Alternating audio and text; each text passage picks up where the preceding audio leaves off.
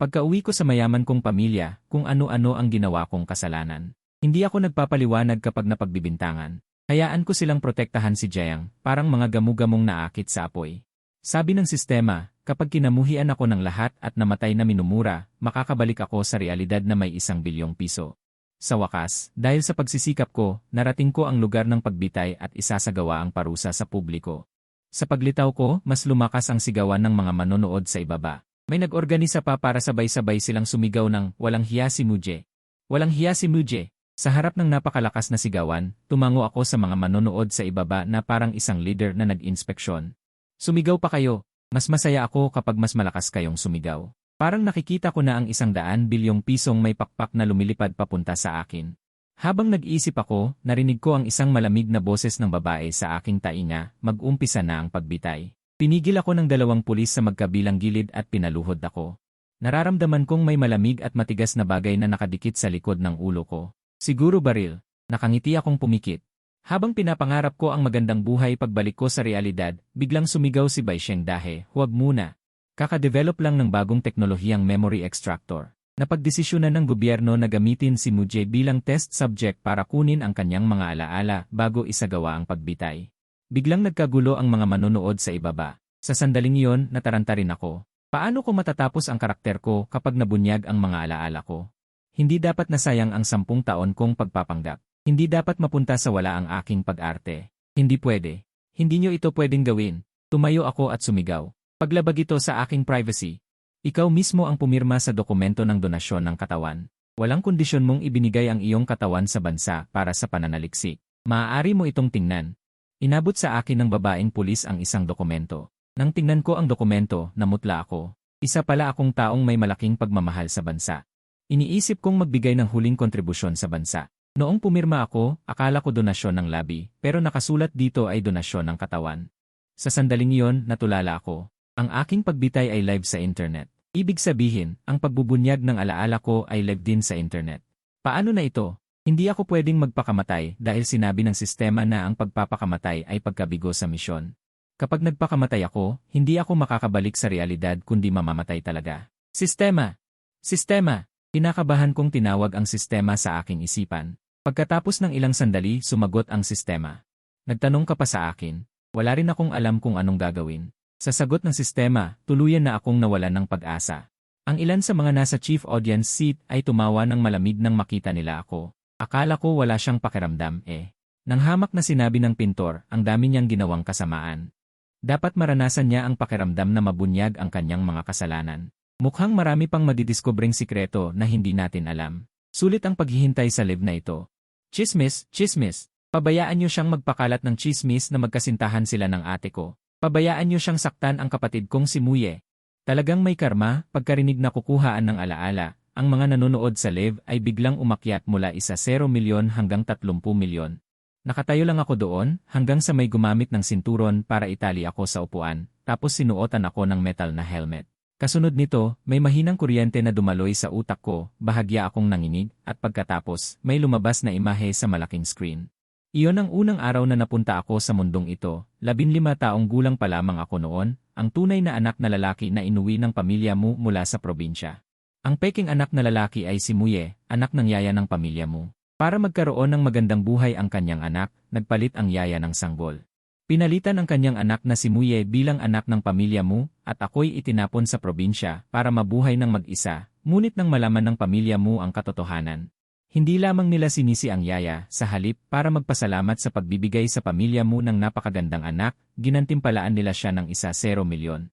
Sa sandaling ito, ang unang misyon ng sistema na dapat kong tapusin ay itulak ang pangunahing tauhang si Muye pababa sa hagdan. Napakalaki talaga ng bahay ng pamilya mo. Simula nang dumating ako rito, hindi ko pa nakikita si Muye. Para tapusin ang misyon, kalahating oras na akong nagpapagalagala sa tabi ng hagdan. Sa araw na ito, itinulak niya si Muye pababa sa hagdan, may pagkasuklam na tumingin si Munuan-nuan. Sa akin na nakatali sa upuan, ang batang ito talaga, kahit na hindi sila magkapatid ni Muye. Hindi ba sila maaaring magkasundo ng maayos? Huminga ng malalim ang ina ni Mu, isa siyang likas na masamang tao. Paano ako, si Mu Wei, magkakaroon ng ganitong kasamaan? Malamig na sabi ni Mu Fiu, sa sandaling ito, nagbago ang eksena. May narinig akong boses mula sa likod ko, ikaw ba si Muje? Lumingon ako. Nakita ko ang isang batang lalaki na may dilaw na buhok na puno ng pagmamataas. Tinitingnan ako mula ulo hanggang paa. Ito na siguro ang pangunahing tauhang si Muye. Bahagyang hindi ako komportable sa kanyang tingin, iniisip ko kung paano siya itutulak pababa sa hagdan nang hindi siya masasaktan. Muling nagsalita si Muye, sinasabi ko sa'yo, kahit na ikaw ang tunay na anak ng mga magulang. Pero lumaki ka sa probinsya, pinakasuklaman ng mga magulang at ate ang mga taga-probinsya, hindi ka nila magugustuhan. Kahapon sinabi sa akin ng mga magulang at ate, kahit na bumalik ka, ako pa rin ang kanilang pinakamahalagang anak. Sa bahay na ito, mas mabuting itago mo ang buntot mo at magpakabait, habang nagsasalita si Muye. Dahan-dahan siyang lumibot sa likod ko, at dahan-dahang pinaglalaruan ang rehas ng hagdan, hindi ako nagsalita. Sa halip, tahimik kong tinanggap ang napakaraming impormasyon sa kanyang mga salita, kaya pala kailangan kong itama ang kwento, kung ano na ang nangyari sa pagkatao ng pangunahing tauhan. Kung hindi ko itatama ang kwento, malamang nalilipad ito sa Pacific Ocean. Akala ni Muye na natakot ako dahil hindi ako nagsasalita. Patuloy siyang nakatingin sa akin nang may malamig na ngisi, ganito, lumuhod ka muna at tumahol ng 2 beses. Pinapaluhod mo ako at tumahol. Nang marinig ko ito, nagsalita na ako sa wakas. Kung hindi ako magagalit, akalain mo talagang isa akong pusang may sakit. Sinong nagbigay sa iyo ng karapatang utusan akong tumahol? Hindi ko sinasadyang tumaas ang boses ko. Gusto mo bang pilitin kita? Tinitigan ako ni Muye na may pagkadismaya. Pagkatapos, umatras siya at nagpanggap na natatakot habang nahuhulog sa hagdan. Matapos gumulong ng ilang beses sa karpet, huminto siya sa ikalawang palapag. Nakatingala siya, nagmamakaawa, kuya.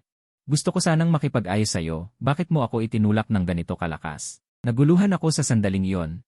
Ano ba yan? Ang galing umarte. Dapat kang bigyan ng Oscar. May narinig akong mabilis na yabag mula sa likod ko. Paglingon ko, may kamay na dumiretso sa mukha ko. Kasunod noon, isang malakas na sampal. Dumapo sa mukha ko. Bilang isang sanda champion sa totoong buhay, dapat sana'y madali kong naiwasan yon. Pero nabigla ako sa ginawa ni Muye, kaya hindi ako nakapag-react. Tinitigan ko ng mabuti. Ang sumugod sa akin ay ang kapatid kong si Mu Wangwan. Ang sama-sama mo, mabuti na nga ang loob ni Muye na lapitan ka. Itinulak mo pa siya pababa ng hagdan. Kung may mangyari sa kanyang masama, hinding-hindi kita mapapatawad, galit na sabi ni Mu Wangwan. Dali-dali siyang bumaba ng hagdan para tingnan ang kalagayan ni Muye. Nang makita ito, hindi na nakapagpigil ang mga miyembro ng pamilya Mu sa audience. Nanlaki ang mata ni Mumu. Paano nangyari to? Hindi ba't sinasabing si Muye ang nagtulak kay Muye pababa ng hagdan? Bakit parang si Muye ang kusang gumulong pababa? At sinisisi pa si Muye. Napakabait ni Muye. Paano niya magagawa iyon? Nanlaki rin ang mata ni Mufiu. Imposible, talagang imposible. Ang pinakanagulat ay si Mu Wangwan. Sa kanyang isip, si Muye ay laging mabait at masunurin. Paano niya magagawa iyon? Napakaganda ng kanyang impresyon kay Muye. Kaya naman naniwala agad siya sa sinabi nito at sinampal ako. Bahagyang nakonsensya si Mu Wangwan. Bakit siya nagpadalos-dalos? Bakit niya sinampal si Muye nang hindi muna nagtatanong? Pero agad ding nawala ang kanyang konsensya. Kumpara sa mga ginawa ni Muye sa hinaharap, wala itong halaga. At saka, si Muye ay laging mabait. Siguro hindi niya lang matanggap ang pagdating ni Muye. Kaya siya nagkaganoon. Namalikmata lang ba ako? Hindi itinulak ni Muye si Muye ah. Kusa siyang nahulog at sinisi si Muye. Diyos ko! Nalinlang ako sa panlabas na anyo ni Muye. Hindi ko akalain ganito pala siya. At saka yung kapatid ni Muye. Sinampal agad si Muye nang hindi muna nagtatanong. May sayad to. Kalma lang kayo. Masama si Muye. Hindi ba't dapat tayong matuwa kung may sumasampal sa kanya? Nagkomento rin ang mga manonood sa live stream. Napayuko si Mu Wangwan nang makita ang mga komento. Samantala, patuloy pa rin ang eksena sa screen. Hawak ko ang namumulang mukha ko, tinitigan ko si Mu Wangwan. Kung may masamang mangyari sa kapatid mo, baka ako ang kapatid mo. Isa ka lang probinsyanong mangmang. Karapat-dapat ka bang maging kapatid ko? Isa lang ang kapatid ko, si Muye. Habang tinutulungan ni Mu Wangwan si Muye na tumayo, sumigaw siya, tama na, ate. Siguro hindi sinasadya ni kuya. Tama na yan, nagmamakaawang-awat ni Muye na may hitsurang kaawa-awa. Malamig ko lang siyang tiningnan. Gusto lang ni Muye na ipagkaisa ang pamilya para ihiwalay ako. Kayang lokohin ng mga ganitong pakana ang mga bata, pero sino ako? Ako ang kontrabidang pamilyar sa kwento. Walang makahigit sa akin pagdating sa kayabangan. Sa isipang ito, dahan-dahan akong bumaba sa hagdan. Sabi mo ako ang nagtulak sa iyo pababa ng hagdan. Kailangan kong panindigan ang bintang na yan. Kung hindi, lalabas na pinagbibintangan mo ako. Pagkasabi ko niyan, bigla kong sinipa ang dibdib niya. Para kay Muye, parang pinukpok ng tubo ang dibdib niya. Lumipad siya paatras at bumagsak sa sahig. Gulat na gulat siya. Bakit hindi sumusunod sa inaasahan ng taong ito? Hindi ba dapat nagpapaliwanag siya sa kanyang ate? Bakit bigla na lang niya akong sinipa? Tumingin si Muye at nag-ayos ng kanyang posisyon para makatayo mula sa hagdan. Ano? Mabilis akong bumaba at sinipa ulit ang kaliwang pisngi niya. Nagpumigla si Muye para makatayo. Ano? Sinipa ko naman ang kanang pisngi niya. Labis na sakit ang naramdaman ni Muye. Namamaga ang kanyang mukha na parang ulo ng baboy. Nagmamakaawa siyang tumingin kay Muwanwan, ate. Anong ate? Sinipa ko ang kanyang baba. Pakiramdam niya halos nalagot ang kanyang panga. Umangat siya sa ere at bumagsak pa atras. Tandaan mo, wala kang ate, pero mayroon kang tatay. Sa bahay na ito, ako ang tatay mo. Malamig ko siyang tiningnan. Si Muwanwan sa itaas, sa wakas ay natauhan at tumakbo pababa. Hindi siya agad nakapagpigil.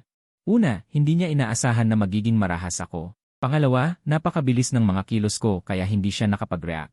Muje, sumusobra ka na. Anong ginawa sa'yo ni Muye para tratuhin mo siya ng ganyan? Ano, hindi ba ako nagtatanggol sa'yo? Bakit hindi ka pa masaya? Kailangan ko bang maging patas? Pagkasabi ko niyan, buong lakas kong sinipa si Muwanwan. Sa sumunod na sandali, lumipad si Muwanwan. Diretso siyang bumagsak sa ulo ni Muye na katatayo lang.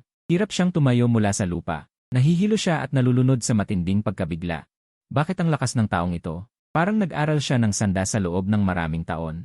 Lumabas din ang malaking itim na aso ng pamilya mo. Nang makita niyang inaapi ang kanyang amo, agad niya akong tinahulan. Sinampal ko ng malakas ang mukha ng aso. Lumipad din pababa ng hagdan ang malaking itim na aso. Bumagsak siya sa tiyan ni Muwanwan. Walang daya, walang kailangan ipagpasalamat sa akin. Ganito ako kasipag. Pagkatapos kong gawin ang lahat ng ito, mayabang kong binati ang sistema. Sandaling natahimik ang sistema at utal na nagsalita. Napakasipag mo, ah. Grabe, anong klaseng script ito? Sobrang saya. Maayos pa ba ang pag-iisip ng taong ito? Kahit aso sinasampal niya. Hindi ba? Basta na lang itulak ang tao pababa sa hagdan, paano kung mamatay? Si Mujina talaga ilikas na masama. Ang sama niya. Ang cute-cute ng aso, tapos sinaktan niya. Kaya pala nagmamaltrato siya ng hayop. Inilibot ni Muguang ang tingin sa mga manonood, may nagtaas ng malaking banner. Si Muje, berdugo ng hayop, labag sa batas ng tao at Diyos. Mukhang galing sa organisasyon para sa proteksyon ng hayop. Nang makita ko yung banner, natuwa pa ako kasi nadagdagan na naman ang kasalanan ko. Kaso, malilinis na lahat yan. Lumipat ang eksena, sina Mufu at Mumu ay nasa gilid ng hagdan. Anong nangyari? Nakakunot ang noon ni Mufu habang tinitignan ang mga tao at aso sa sahig. Itinulak kaming lahat ni Muje, ang masamang to, pababa ng hagdan. Tinaboy ni Muwanwan ang aso at nagpumilit tumayo. Pa, wag mong sisihin si kuya, bagong dating lang siya kaya hindi pa sanay. Himas-himas ni Muye ang mukha niyang namamaga. Puyay, nakonsensya si Mufu nang makita ang mukha nito. Binalingan niya ako ng malamig na tingin. Hayop ka, bagong dating lang, gumagawa na ng gulo. Hindi na sana kita pinauwi. Sa isip ko'y napangisi ako. Isa na naman to na basta na lang maninisi nang hindi nagtatanong. Talagang kung ano ang puno, siya rin ang bunga. Nakita mo lang na may sugat siya sa mukha, hindi mo ba nakita ang mga bakat ng daliri sa mukha ko? Selective anesthesia. Kung hayop ako, ano ka naman? Hayop! Itinuro ako ni Mufu gamit ang nanginginig na daliri. Pagkatapos, ibinaba niya ang kamay. Lahat ng miyembro ng pamilya, kasama ang mga katulong, ay lumabas para magbakasyon. Iniwan si Mujin na mag-isa sa bahay. Ayan na, darating na ang eksena. Biglang nawala ang lungkot sa puso ko. Buti na lang hindi pa ako nakukuha. Talaga. Maya-maya'y natauhan ako at nagkunwari akong labis na nagdadalamhati. Totoo ba yung sinabi mo? Bago umalis, nag-alala si Mufu. Malamig niya akong tiningnan. Bawal kang pumasok sa cellar ng alak. Maraming mamahaling alak doon. Kapag nakasira ka ng isang bote, hindi kita patatawarin. Tumango ako ng maayos sa labas, pero sa loob-loob ko'y napapangisi ako. Sa cellar pala nakatago ang alak. Salamat sa paalala. Kilala ako sa pagiging bihasa sa pag-inom. Bago umalis, dinagdag pa ni Mufu at bawal ka ring pumasok sa kwarto namin. Ang malaking kama doon ay nagkakahalaga ng 1,000,000. Iisa lang yon sa buong mundo. Ayaw niyang madikit yon sa marumi kong anak. Mabilis akong tumango ng masunurin. Huwag kang mag-alala, hindi ko hahawakan. Kapag sinira mo yon, bawal ka ring pumasok sa kwarto ko. Masama akong tiningnan ni Muwanwan. Si Muwanwan sa nobela ay may si. Ayaw na ayaw niyang may pumapasok sa kwarto niya at humahawak sa mga gamit niya, lalo na sa limited edition niyang gaming chair. Kapag may gumawa noon, paulit-ulit niya yung pupunasan at didisinfect gamit ang alcohol. Siyempre, maliban kay Muye. Umiti ako at tumango. Ang mga ahente ngayon ay dapat pumatay.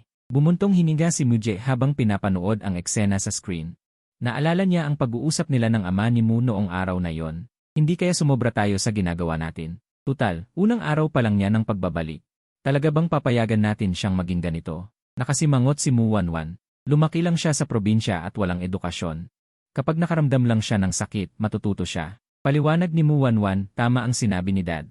Sa unang araw pa lang, itinulak niya ako at si Muye pababa ng hagdan. Kung hindi siya didisiplinahin ng maayos, baka magkagulo pa sa hinaharap. Sa eksena, matapos makitang umalis ang lahat, kumuha ako ng isang bote ng mineral na tubig mula sa refrigerator. Habang umiinom, naglakad ako ng nakarelax papasok sa isang kwarto. Nang makita ang eksenang ito, hindi nakatiis si Muwanwan sa audience.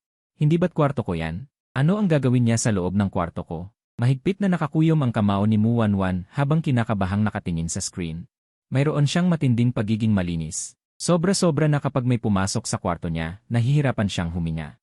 Pagkabukas ko ng pinto, bumungad sa akin ang isang kwarto na punong-puno ng kulay rosas. Rosas ang mga dingding, rosas ang mga kumot.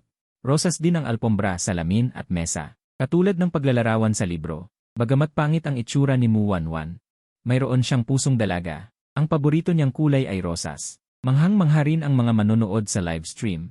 Kwarto ba yan ni Muwanwan? Ang rosas! Haha! Hindi ko akalain na sa likod ng pangit na itsura ni Muwanwan, mayroon siyang nag-aalab na pusong dalaga. Labis na nawala ng pag-asa si Muwanwan sa audience. Ayaw niyang may pumapasok sa kwarto niya. Una, dahil sa kanyang pagiging malinis, at pangalawa, dahil ayaw niyang malaman ng iba ang kanyang pagkahilig sa kulay rosas. Ngayon, alam na ng buong mundo. Sa sandaling ito, gusto na niyang magtago sa isang lugar. Sumpa kang Muje! Ano ba ang gagawin niya sa loob ng kwarto ko? Kaagad pagkatapos noon, hinila ko ang gaming chair sa eksena at umupo ng padabog. Hindi nagtagal, umalinggaw ang tunog sa buong kwarto. Habang umiinit ang laban, sa isang iglap, hindi ko sinasadyang natumba ang dugo. Natapon sa keyboard. Nagngangalit ang ngipin ni Muwanwan sa audience. Parang may mga langgam na gumagapang sa kanyang kalooban. Ito pa naman ang limitadong edisyon ng keyboard na pinaghirapan niyang kunin. Nakakainis kang Muje. Grabe. Usya. Ang galing mo, Muje. Ako lang ba ang nakakapansin na magaling siyang maglaro? Nasa taas, yan ba ang mahalaga?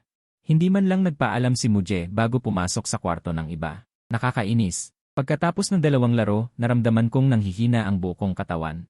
Naghanap lang ako ng basahan para punasan ang keyboard. Tutal, transparent naman ang dugo, siguro hindi rin mapapansin ni Muwanwan. Pinatay ko ang computer at nag-inat. Aalis na sana ako ng kwarto nang biglang may marinig akong kaluskos sa likod ko. Hindi ba't ako lang ang tao sa bahay ngayon? Paano nangyari ang tunog na yon? Medyo kinakabahan ako. Sinundan ko kung saan nanggagaling ang ingay at nakahinga ako ng maluwag. Isa palang hamster na nakakulong. Saka ko lang naalala. Sabi sa libro, may alagang hamster si Muwanwan. Gustong-gusto niya ang maliliit na hayop. Tumalikod ako at naglakad papunta sa kulungan. Napakaamo ng hamster na ito. Nang makita niya akong papalapit, kusa siyang lumapit sa pinto ng kulungan. Hahaha, ang liit na bagay na ito. Ngayon, hindi ka makakatakas sa kamay ko. Isang nakakatakot na halakhak ang umalingaw-ngaw sa silid. Binuksan ko agad ang kulungan at hinuli ang maliit na hamster sa aking kamay. Halos mabasag na ni Muwanwan ang kanyang ngipin sa audience. Si Xiaolai ang pinakapaborito niyang alaga. Kalaunan, pinatay ito ni Muje. Lubhang kalunos-lunos ang pagkamatay ni Xiaolai. Isang hawak lang, duguan at malabo. Hindi niya alam kung paano nagawa sa kanya ang isang napakagandang hayop. Paano nagawang saktan ni Muje? Bagamat hindi niya nakita ng personal, nakita ni Mu ang lahat ng malinaw. Hindi niya lolokohin ang kanyang sarili. Ang kawawa kong si Xiaolai. Nang maalala ito ni Muwanwan, tumulo ang luha sa kanyang mga mata. Hindi rin mapakali ang mga manonood, lalo na ang grupo ng mga asosasyon para sa proteksyon ng hayop. Nagtataas sila ng mga slogan. Hindi mapapatawad ang pagmamaltrato ni Muje sa hayop. Diyos ko, ano ang gagawin ni Muje sa cute na hamster? Nakakatakot. Hindi ko kayang panoorin. Ano ba ito? Minsan siyang sumali sa isang aktibidad sa paaralan para sa pagmamalasakit sa maliliit na hayop. Pinatay niya ang lahat ng mga hayop. Nakakakilabot ang eksena. Sa screen, nakita ko ang aking sarili na nakangisi habang hawak ang hamster, naglalakad papunta sa iye ng villa. Binuksan ko ang lahat ng ilaw ng refrigerator. Sa sumunod na sandali, ginamit ko ang hamster bilang mikropono at nagsimulang kumanta ng iye. Ang eksenang ito ay nagpatahimik sa buong livestream sa loob ng mahabang panahon. Normal pa ba ang mental state ng lalaking ito? Dinala ba siya ng kanyang pamilya sa isang neurologist? Ginawang mikropono ang hamster at kumanta ng iye. Paano niya naisip yon? Naisip ba niya ang nararamdaman ng hamster? Pagkatapos ng 5 kanta, ang hamster sa kanyang kamay ay mukhang walang pag-asa. Sa wakas, tila hindi na niya matiis. Kinagat ako ng hamster sa aking hinlalaki. Nakaramdam ako ng matinding sakit sa aking hinlalaki. Ang maligamang na dugo ay dumaloy mula sa sugat. Sa sandaling ito, natahimik ako. Ang eksenang ito, sa paningin ni Muwanwan, ay parang katahimikan bago ang bagyo. Mahigpit niyang kinuyom ang kanyang kamao, at bumaon ang kanyang mga kuko sa laman. Kayang saktan ni Muje ang buhay na tao at itulak sa hagdanan, lalo na ang isang hamster. Hindi niya maisip kung ano ang susunod na mangyayari. Ang mga tao sa organisasyon para sa proteksyon ng hayop ay kinakabahang nakatitig sa screen. May dalawang babae pa nga na puno ng luha ang mga mata. Sa screen, bumalik ako sa silid ni Muwanwan at ibinalik ang hamster sa kulungan. Ginamot ko ng bahagya ang aking sugat. Napansin kong kulang ang pagkain ng hamster. Mukhang nagmamadali ang pamilya nang umalis. Nakalimutan ni Muwanwan na pakainin ang hamster.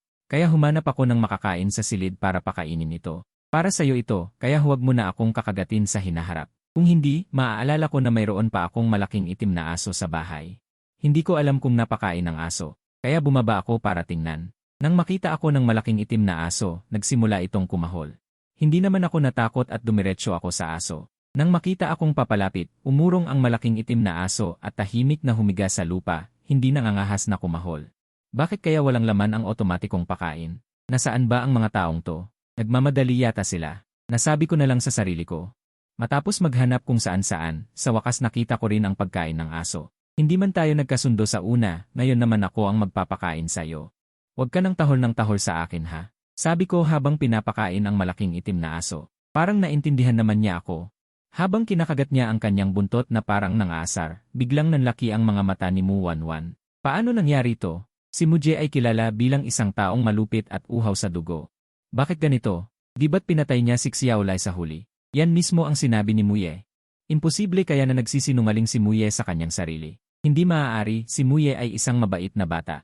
Ang nangyari sa hagdan ay reaksyon lamang ni Muje nang bumalik siya. Hindi magsisinungaling si Muye. Tumingin si Muye kay Muwanwan. Di ba't sabi mo pinatay niya ang hamster mo? Di ba't sabi mo inaabuso niya ang mga hayop? Baka nagkamali lang tayo. Nakakunot ang noo ni Muye. Paano pa kaya magiging mali ang nakita mismo ni Muye? Anak na namin siya sa loob ng maraming taon. Nakaramdam ng inis si Muye. Anak na namin sa loob ng maraming taon. Pero si Muje ang tunay na anak. Si Muye ay napagpalit lang. Di ba't maayos naman si Muje? Kinakagat na nga siya, pinapakain pa rin niya ang hamster. Dati pala ganito kabait si Muje. Bakit kaya siya naging masama sa huli? Paano niya nagawang abusuhin ang napakaraming hayop? Natapos ang eksena matapos kaming maglaro ng malaking itim na aso at tumayo ako para maglakad papunta sa hagdan. Teka, saan siya pupunta? Sa isip ni Muwei na nasa harap ng screen. Nakaramdam siya ng hindi maganda, at hindi ko nga siya binigo. Sa sumunod na sandali, binuksan ko ang pinto ng silid ng alak. Pupunta siya sa silid ng alak. Balita ko, ang silid ng alak ng pamilya mo ay walang katulad sa buong Garden City. Makakakita ako ng mga mamahaling alak ngayon. Anong gagawin ni Muje? Babastusin kaya niya ang silid ng alak? Nang makita akong buksan ang pinto ng silid ng alak, kinabahan si Muwei. Mga alak niya yon na iniingatan niya sa loob ng ilang dekada. Hindi niya yon basta iniinom. Kahit na paminsan-minsan ay pumupunta siya sa silid ng alak, sobrang dami ng alak doon, kaya hindi niya alam kung may kinuha ba ako o wala. Sa isip na lang niya siya nagdarasal. Sa sumunod na sandali, nawala na talaga siya ng pag-asa. Isang bote ng maotay na 20 taon ang edad ang binuksan. Isang bote ng Lafite na 1,982 ang binuksan. Isang limitadong edisyon mula sa isang nangungunang winery sa Inglaterra ang binuksan. Matapos magbukas ng 8 bote ng alak. Hindi na nakayanan ni Muwei. Bakit ba ako nagkaanak ng ganitong halimaw? Hawak niya ang kanyang dibdib gamit ang isang kamay. At itinuturo ang screen gamit ang isa pang kamay. Huwag kang magalit. Mga ilang bote lang yan ng alak. Hindi alam ni Muwanwan kung anong gagawin para pagaanin ang loob niya. Mga ilang bote lang yan ng alak. Dahan-dahang lumingon si Muwei.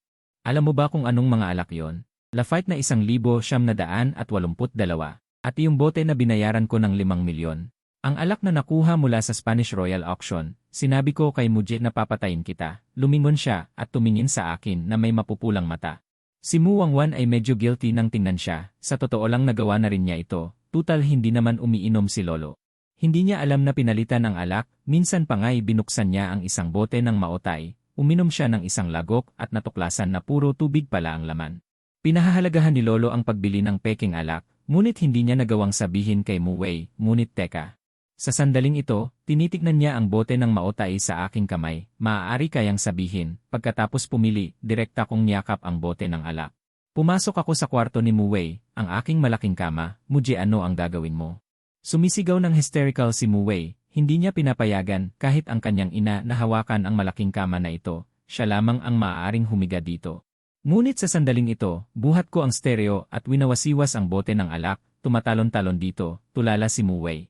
Tumingin siya sa malaking screen na walang pag-asa. Ang Muji na ito ay isang suwail na demonyo, akala niya ay matatapos na ito. Ngunit minamaliit niya ang aking kakayahan sa kalokohan, tinitingnan ang isang bundok ng mga walang lamang bote ng alak. Ako ay nag-isip, itinuturing ni Muwei ang mga alak na ito na mas mahalaga pa sa kanyang buhay. Kung matuklasan nila ito, hindi kaya nila ako kakapunin. Napansin din ni Muwei na may mali, nakita niya na ang mga alak na ininom ni Muje ay naroon pa rin sa cellar. Paano niya nagawa iyon? Sa sumunod na sandali ay napagtanto niya. Nakita ko akong naglalakad sa banyo na may dalang mga walang lamang bote, sumasalok ng tubig mula sa inidoro at ibinubuhos ito sa mga bote. Pagkatapos kong punuin ang mga ito, ibinalik ko ang mga bote ng alak sa kanilang orihinal na lugar. Pagkatapos kong gawin ang lahat ng ito, nagpakita ako ng isang nagbibigay kasiyahan ng ngiti, nakakaganyak ngunit totoo na kalokohan. Ang isipan ni Muwei ay puno ng bagyo. Kamakailan lamang siya ay pumunta sa cellar upang tingnan, at niyakap at hinalikan ang mga bote. Ngayon alam niya na ang mga bote ay puno ng tubig mula sa inidoro. Sa pagkakataong ito, hindi na niya kinaya, nawalan siya ng malay at bumagsak, asawa ko, ama. Si Muma at Muwanwan ay nagpapanik na niyugyug siya, haha, napakagaling ni Muje sa kalokohan. Akala ko ang pagbubukas ng 8 bote ng alak ay ang sukdulan na, hindi ko inaasahan na siya ay magbabalik pa ng tibuo at walang dungis, ang sama talaga ni Muje. Hindi lang naman inihiwalay ng pamilya, kailangan bang ganito, sa itaas. Sana makatagpo rin ng ganyang tao ang anak mo, tandaan mong sabihan ang anak mo na maging mapagpasensya, dahil sa mga ganyang pamilya. Kaya pinili ni Muje na gumanti sa ganitong paraan, kung tratuhin siya ng mabuti ng kanyang pamilya, hindi kaya hindi niya gagawin ang mga bagay na iyon pagkatapos. Sa totoo lang, noong nagbubuhos ako ng tubig mula sa inidoro sa mga bote, naguluhan din si Muwanwan, kaya pala nakatikim siya ng tubig nang umiinom ng mautay. Iyon pala ay tubig mula sa inidoro, uminom pa naman siya ng isang malaking lagok, hindi nakapagtataka na parang may mali sa lasa. Nang naisip ito ni Muwanwan, nakaramdam siya ng pagduduwal, si Muje ay talagang ipinanganak na masama, hindi nakapagtataka na itutulak niya siya sa ilog pagkatapos. Kung hindi dahil iniligtas siya ni Muyi nang walang pag-iingat sa kanyang buhay, malamang napatay na siya, bagaman sa ngayon. Si Muye ay maaaring hindi kasing simple at buti ng kanyang ipinapakita, pero hindi maikakaila na iniligtas niya ang buhay ko. Nagtataka ako kung paano ang paggaling ni Muye sa isla. Walang signal doon at hindi makapag-internet. Nakakalungkot na hindi niya makikita ang live stream ni Muje. Ang eksena sa screen ay biglang nagbago. Ang buong pamilya mo ay nagpunta sa ilog para maglakbay. Sa pagkakataong ito, hindi ako isinama. Nang makita ito, naging malamig ang mga mata ni Muwanwan. Dito mismo, walang awang itinulak ako ni Muje sa ilog. Malalim ding bumuntong hinina ang nanay ni Mu. Dito, muntik nang mapahamak si Wanwan dahil kay Muje. Siguro talagang masama na si Muje mula pa noong una. Nang itaboy si Muje ng chairman mo, hindi na rin ako pumigil. Talagang labis itong ikinasakit ng kanilang pamilya. Buti na lang at isinugal ni Muye ang kanyang buhay para iligtas si Wanwan. Dahil dito, napuno ng pasasalamat si nanay ni Mu kay Muye. Naramdaman niya na hindi na sayang ang pagpapalaki sa kanyang anak. Ito na, paparating na ba ang sikat na tagpo? Itutulak ni Muje si Muwanwan sa tubig. Ililigtas ni Muye ang kanyang buhay. Sa eksena, tiningnan ko ang tubig ng ilog at tiningnan ko si Muwanwan na hindi kalayuan. Nag-iisip ako kung paano ko siya itutulak. Ang misyon ng sistema ay dapat gawin, ngunit hindi ko dapat saktan ang kanyang buhay. Ang isang ito, si Muwanwan, ay hindi marunong lumangoy. Sa tantya ko, kapag itinulak ko siya, tatangayin siya ng tubig. Mayroon ding mga bakal na lambat sa ilog sa harapan. Kapag lumapit ka, madali kang masugatan. Kung masugatan si Muwanwan, posibleng mawalan siya ng dugo at mamatay bago pa man malunod. Pagkatapos mag-isip ng matagal, nagpa siya akong magpanggap na hindi sinasadya na itulak siya sa tubig, at pagkatapos ay agad ko siyang ahonin. Ang paraang ito ang pinakaligtas. Sabi lang sa misyon na itulak ko ang tao, hindi sinabi na hindi ko siya pwedeng iligtas. Mayroong isang tulay na gawa sa kahoy na halos nakadikit sa tubig. Nakatayo si Muwanwan sa ibabaw nito, na mukhang madaling itulak. Paparating na sana ako nang biglang may narinig akong boses sa likod ko. Paglingon ni Muje, nakita niya ang isang matangkad na figura na nakatitig sa kanya. Si Shen Yuchu. Iginuhit ng paglubog ng araw ang kanyang mukha na kinaiinggitan ng mga Diyos.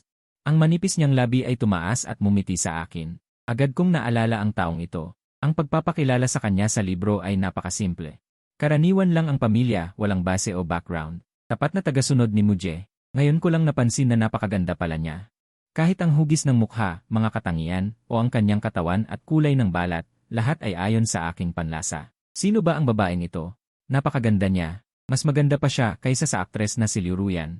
At sa sandaling ito, sa pinakamagarbong villa sa Yuancheng. Si Shen Yuchu ay nakaupo sa sopa, hawak ang isang mamahaling alak at pinapanood ang 500-inch na V-screen. Isang ngiti ang lumitaw sa kanyang labi. Sa wakas ay lumabas na ba siya? Sa sandaling iyon, may pumasok sa labas ng pinto. Si Lin Ruoxi, ang matalik na kaibigan ni Shen Yuchu. Tumingin siya sa malaking screen at sinabing, lumabas ka na. Hindi pa nakakapagsalita si Shen Yuchu, nagsalita na naman siya ng walang tigil. Sabi niya, talagang may sakit ka. Gustong-gusto mo siya sa loob ng maraming taon, ngunit ayaw mong ipakita ang iyong pagkakakilanlan. Kung sinabi mo sa kanya ang iyong tunay na pagkakakilanlan, hindi na sana naunahan ka pa ni Liu Ruyan. Tahimik na umiling si Shen Yuchu. Iba siya sa iba. Hindi niya magugustuhan ang isang tao dahil sa kanyang katayuan o posisyon. At talagang hindi ko pwedeng sabihin kay Muje ang kanyang tunay na pagkakakilanlan, hindi pa sa ngayon. Kapag nabunyag ito sa pagitan nila, wala nang pag-asa. Sa eksena, tinitignan ko ang magandang babae sa harap ko na may nagbabadyang luha sa mga mata. Kalma, Muje. Kailangan mong maging kalmado. Isa ka lamang manlalaro na naglakbay sa ibang mundo. Sa huli, babalik ka rin sa totoong mundo. At ang wakas mo sa mundong ito gamit ang ganyang kasangkapan. Hindi ko dapat sayangin ang oras niya. Sa isip ko, hindi ko na siya balak gambalain pa. Pagkatapos naming mag-usap ng ilang pangungusap, pinauwi ko na siya. Nang babalik na sana ako sa pagtatrabaho, ang screen sa harapan ko. Diretsong itinulak ni Muye si Mu Wangwan sa ilog mula sa likod. Halata na sinadya yon. Mabilis ang agos ng tubig at sa isang iglap, naanod si Mu Wangwan. Wala sina Mu ama at Mu ina sa malapit, kaya agad akong tumakbo. Nababaliw ka na ba? Hindi ba't kapatid mo siya? Bakit mo ginawa yon? Anong ginawa ko? Wala akong ginawa. Hindi ba't ikaw ang nagtulak sa kanya? Sa tingin mo, sino ang paniniwalaan nila sa aming dalawa? Nakangising tumingin sa akin si Muye. Mas gusto ako ni Papa. Pero hindi naman ako tunay na anak. Kung mamatay si Mu Wangwan sa kamay mo, mapapasakin ang kayamanan ng pamilya mo. Sa mga sandaling yon, mukhang demonyo si Muye. Ang tatlo sa pamilya mo sa harap ng screen ay nagulat. Pinalaki nila siyang may layaw. Tapos gagawin niya sa kanila ito. Sa tabi, napuno ng matinding galit ang ina ni Mu sa pagkabigla. Itinuring niya si Muye na parang sariling anak. Sinalungat pa niya ang kanyang tunay na anak para sa kanya. Paano siya ginantihan ni Muye? Balak niyang patayin ang kanyang anak. Muye, ikaw na masama. Mabilis na tumataas at bumababa ang dibdib ni Muina. Gusto niya sanang patayin si Muye. Pagkatapos ng galit, nakaramdam ng matinding hiya si Muina. Akala niya si Muje ang nagtulak kay Wanwan sa ilog.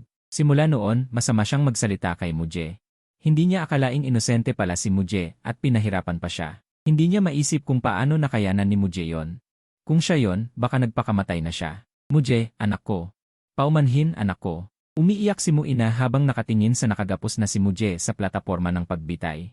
Kasalanan ko dahil hindi ako nagsuri at naniwala ako sa sinabi ni Muye. Nagulat din si Mu ama. Sa totoo lang, alam niya ang mga maliliit na pakana ni Muye. Akala niya nagtatampo lang ang bata, kaya hindi na niya pinansin. Pero hindi niya akalain na papatayin pala ni Muye si Mu Wanwan. Kaya hindi niya gaanong gusto ang anak na yon. Pero tunay pa rin siyang anak. Diyos ko, anong nakikita ko? Si Muye pala ang nagtulak kay Mu Wanwan sa ilog. Hayop si Muye. Kahit bobo si Mu Wanwan. Napakabait niya kay Muye. Paano niya nagawang saktan siya? Kawawa naman si Muje. Ang hirap magkaroon ng ganyang peking kapatid at kakaibang pamilya. Kung ako yon, magiging masama na ako. Sa eksena, hindi ko pinansin ang baliw na si Muye. Tumalon siya agad sa malamig na ilog. Bagamat hindi siya isang mabuting tao, hindi niya maaaring hayaan ang isang buhay na tao na mamatay sa kanyang harapan. Sa mga sandaling yon, si Mu Wanwan ay malayo na. Tinantya ko ang direksyon at lumangway ako patungo sa kanya. Bago siya bumangga sa bakod na bakal, nahila ko siya sa wakas. Sa mga sandaling yon, siya ay nahimatay na. Kung siya ay magasgasan pa ng bakod na bakal at mawalan ng maraming dugo, ang magiging resulta ay hindi maganda. Pagkahila sa kanya, agad kong ginamit ang aking katawan upang takpan siya mula sa bakod na bakal. Ngunit ang bakod na bakal ay napakasiksik. Ang paglangoy ay nagdulot ng malaking sugat sa aking braso. Ang mapulang dugo ay kumalat sa malamig na tubig ng ilog. Talagang may utang ako sa'yo. Tumingin ako kay Mu Wanwan sa aking bisig at umirap. Maingat pa rin akong hindi siya nasasaktan. Sa wakas, pagkatapos lumanggoy sa pampang, hindi ko inalintana ang aking sugat at nagbigay muna kay Mu Wanwan ng chest compression. Kung hindi ako magliligtas, mamamatay ang tao. Pagkatapos ng ilang sandali, dumura siya ng ilang tubig at sa wakas ay dahan-dahang dumilat. Si Mu Wanwan sa harap ng screen ay tulala. Pakiramdam niya ang eksena sa kanyang harapan ay hindi totoo. Hindi ito totoo. Nanaginip lang ako, bulong ni Mu Wanwan sa kanyang sarili. Iniligtas din ako ni Muje. Hindi si Muye, hindi si Muye. Ang pangyayaring ito ang pangunahing dahilan kung bakit niya kinamumuhian si Muje. Kaya naman walang pasubali niyang pinagtatakpan si Muye. Pakiramdam ni Mu Wanwan ay guguho na ang kanyang mundo. Ang kaaway na kinamuhian niya ng maraming taon ay siya palang nagligtas sa kanya. At ang taong itinuring niyang tagapagligtas ay ang taong gustong pumatay sa kanya. Nakakatawa. Bumalik sa isip ni Mu Wanwan ang eksena kanina. Walang sinuman ang nakakaalam kung gaano kalamig ang tubig ng ilog noong araw na iyon maliban sa kanya. At upang hindi siya magasgasan ng bakod na bakal, kusang ginamit ni Muje ang kanyang katawan upang protektahan siya. Tinitingnan si Muje na duguan na nagliligtas sa kanya. Malalim na pagsisisi at paninisi ang kumalat sa puso ni Mu Wanwan. Pinoprotektahan siya ni Muje, ngunit paano niya ito sinuklian? Hindi lamang siya nagpakita ng responsibilidad bilang isang ate, kundi palagi pa siyang sinasalungat. Kahit na sa pagkakataong ito na hinatulan si Muje ng kamatayan. Siya pa ang nagbayad ng malaking halaga para maghanap ng abogado para makaganti kay Muye. Anong mga bagay ang nagawa niya sa mga nakaraang taon? Sa sandaling ito, pakiramdam niya ay hindi siya karapat-dapat mabuhay sa mundong ito. Si Muma sa gilid ay umiiyak na rin. Dahil sa pangyayaring ito, nagpasya siyang huwag ituring si Muje bilang kanyang anak. Ngunit hindi niya inaasahan na si Muje pala ang nagligtas kay Mu Wanwan. Ang sarili niyang ina ay nagpakatanga ng ganito. Noon pa man ay nawala na si Muje. Pinahirapan siyang mamuhay ng maraming taon sa probinsya. Ngayon ay inakusahan pa niya ito ng maraming taon. Dapat siyang mamatay. Tinaas ni Muma ang kanyang kamay at dinampal ng malakas ang kanyang sarili. Hindi tumitingin si Muyi sa screen sa harap niya. May puso pa rin si Muje. Iniligtas niya ang kanyang anak. Ngunit kahit na ganito, hindi pa rin gusto ni Muma ang kanyang anak. Ang mahalaga ay nakita niya ang kanyang sikreto. Ang alaala ni Muje ay live. Hindi ba ibig sabihin nito ay malalaman ng lahat ang kanyang ginawang kasamaan? Ano ang gagawin? Nagpatuloy ang eksena. Pagkadilat ni Mu Wanwan, itinulak ako agad ni Muye. Nakaupo siya sa tabi ni Mu Wanwan na may pag-aalala sa mukha. Ate, sa wakas nagising ka na. Akala ko hindi na kita makikita. Itinulak ako ni Muye sa isang tabi. Namumutla ang aking mga labi at hindi ko mapigilan ang panginginig. Nabahiran ng dugo ang malaking bahagi ng damit. Tiningnan niya si Muye. Natigilan ako. Sira. Kailan tumalon sa tubig ang lalaking ito? Basang-basa siya. Para angkinin ang kredito sa pagliligtas. Tumalon pa siya sa tubig para magpanggap kasabay ng kanyang pag-aalala. Oscar, may utang sa iyo. Sa sandaling ito, bilang isang masamang lalaking kontrabida, nahihiya ako sa aking sarili. Kung mayroon akong ganitong pag-arte, baka natapos ko na ang misyon. Anong nangyayari? Bakit nakahiga sa lupa si Wanwan? Bakit basang-basa si Muye? Nagmadali rin ang mga magulang ni Mu at nagtipon sa paligid ni Muye at Mu Wanwan.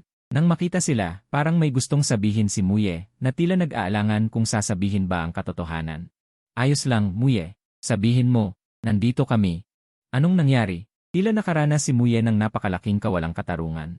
Nakita ko kanina na itinulak ng kuya si ate. Gusto niya rin akong itulak sa tubig. Nang magpumiglas ako, nahila ko rin siya. Pagkatapos, hindi niya sinasadyang nasugatan ang kanyang sarili sa tubig. Pagkahulog ko sa tubig, ang unang naisip ko ay si ate. Hindi pwedeng mapahamak si ate. Kaya nagmadali akong sagipin siya. Sa wakas na iligtas ko si ate. Mama, papa, ate, huwag niyong sisihin si kuya.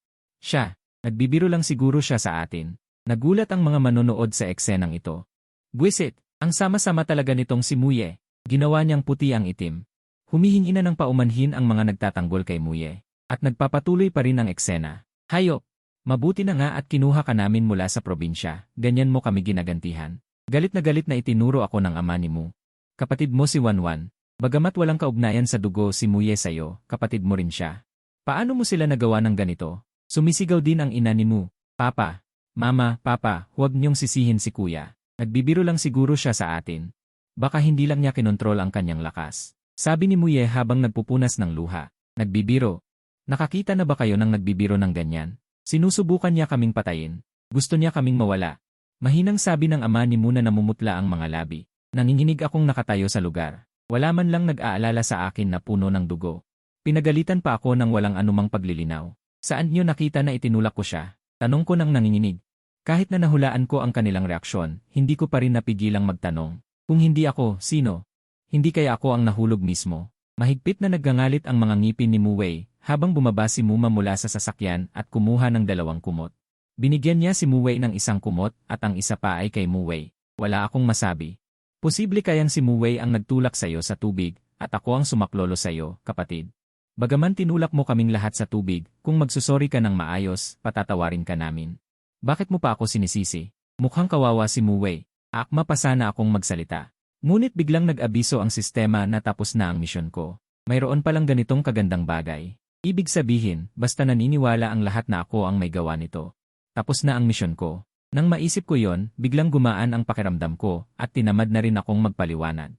Ang nararamdaman ni Mu11 sa mga manonood ay napakakomplikado. Ang tanga-tanga ko pala noon, hindi man lang ako nag-imbestiga.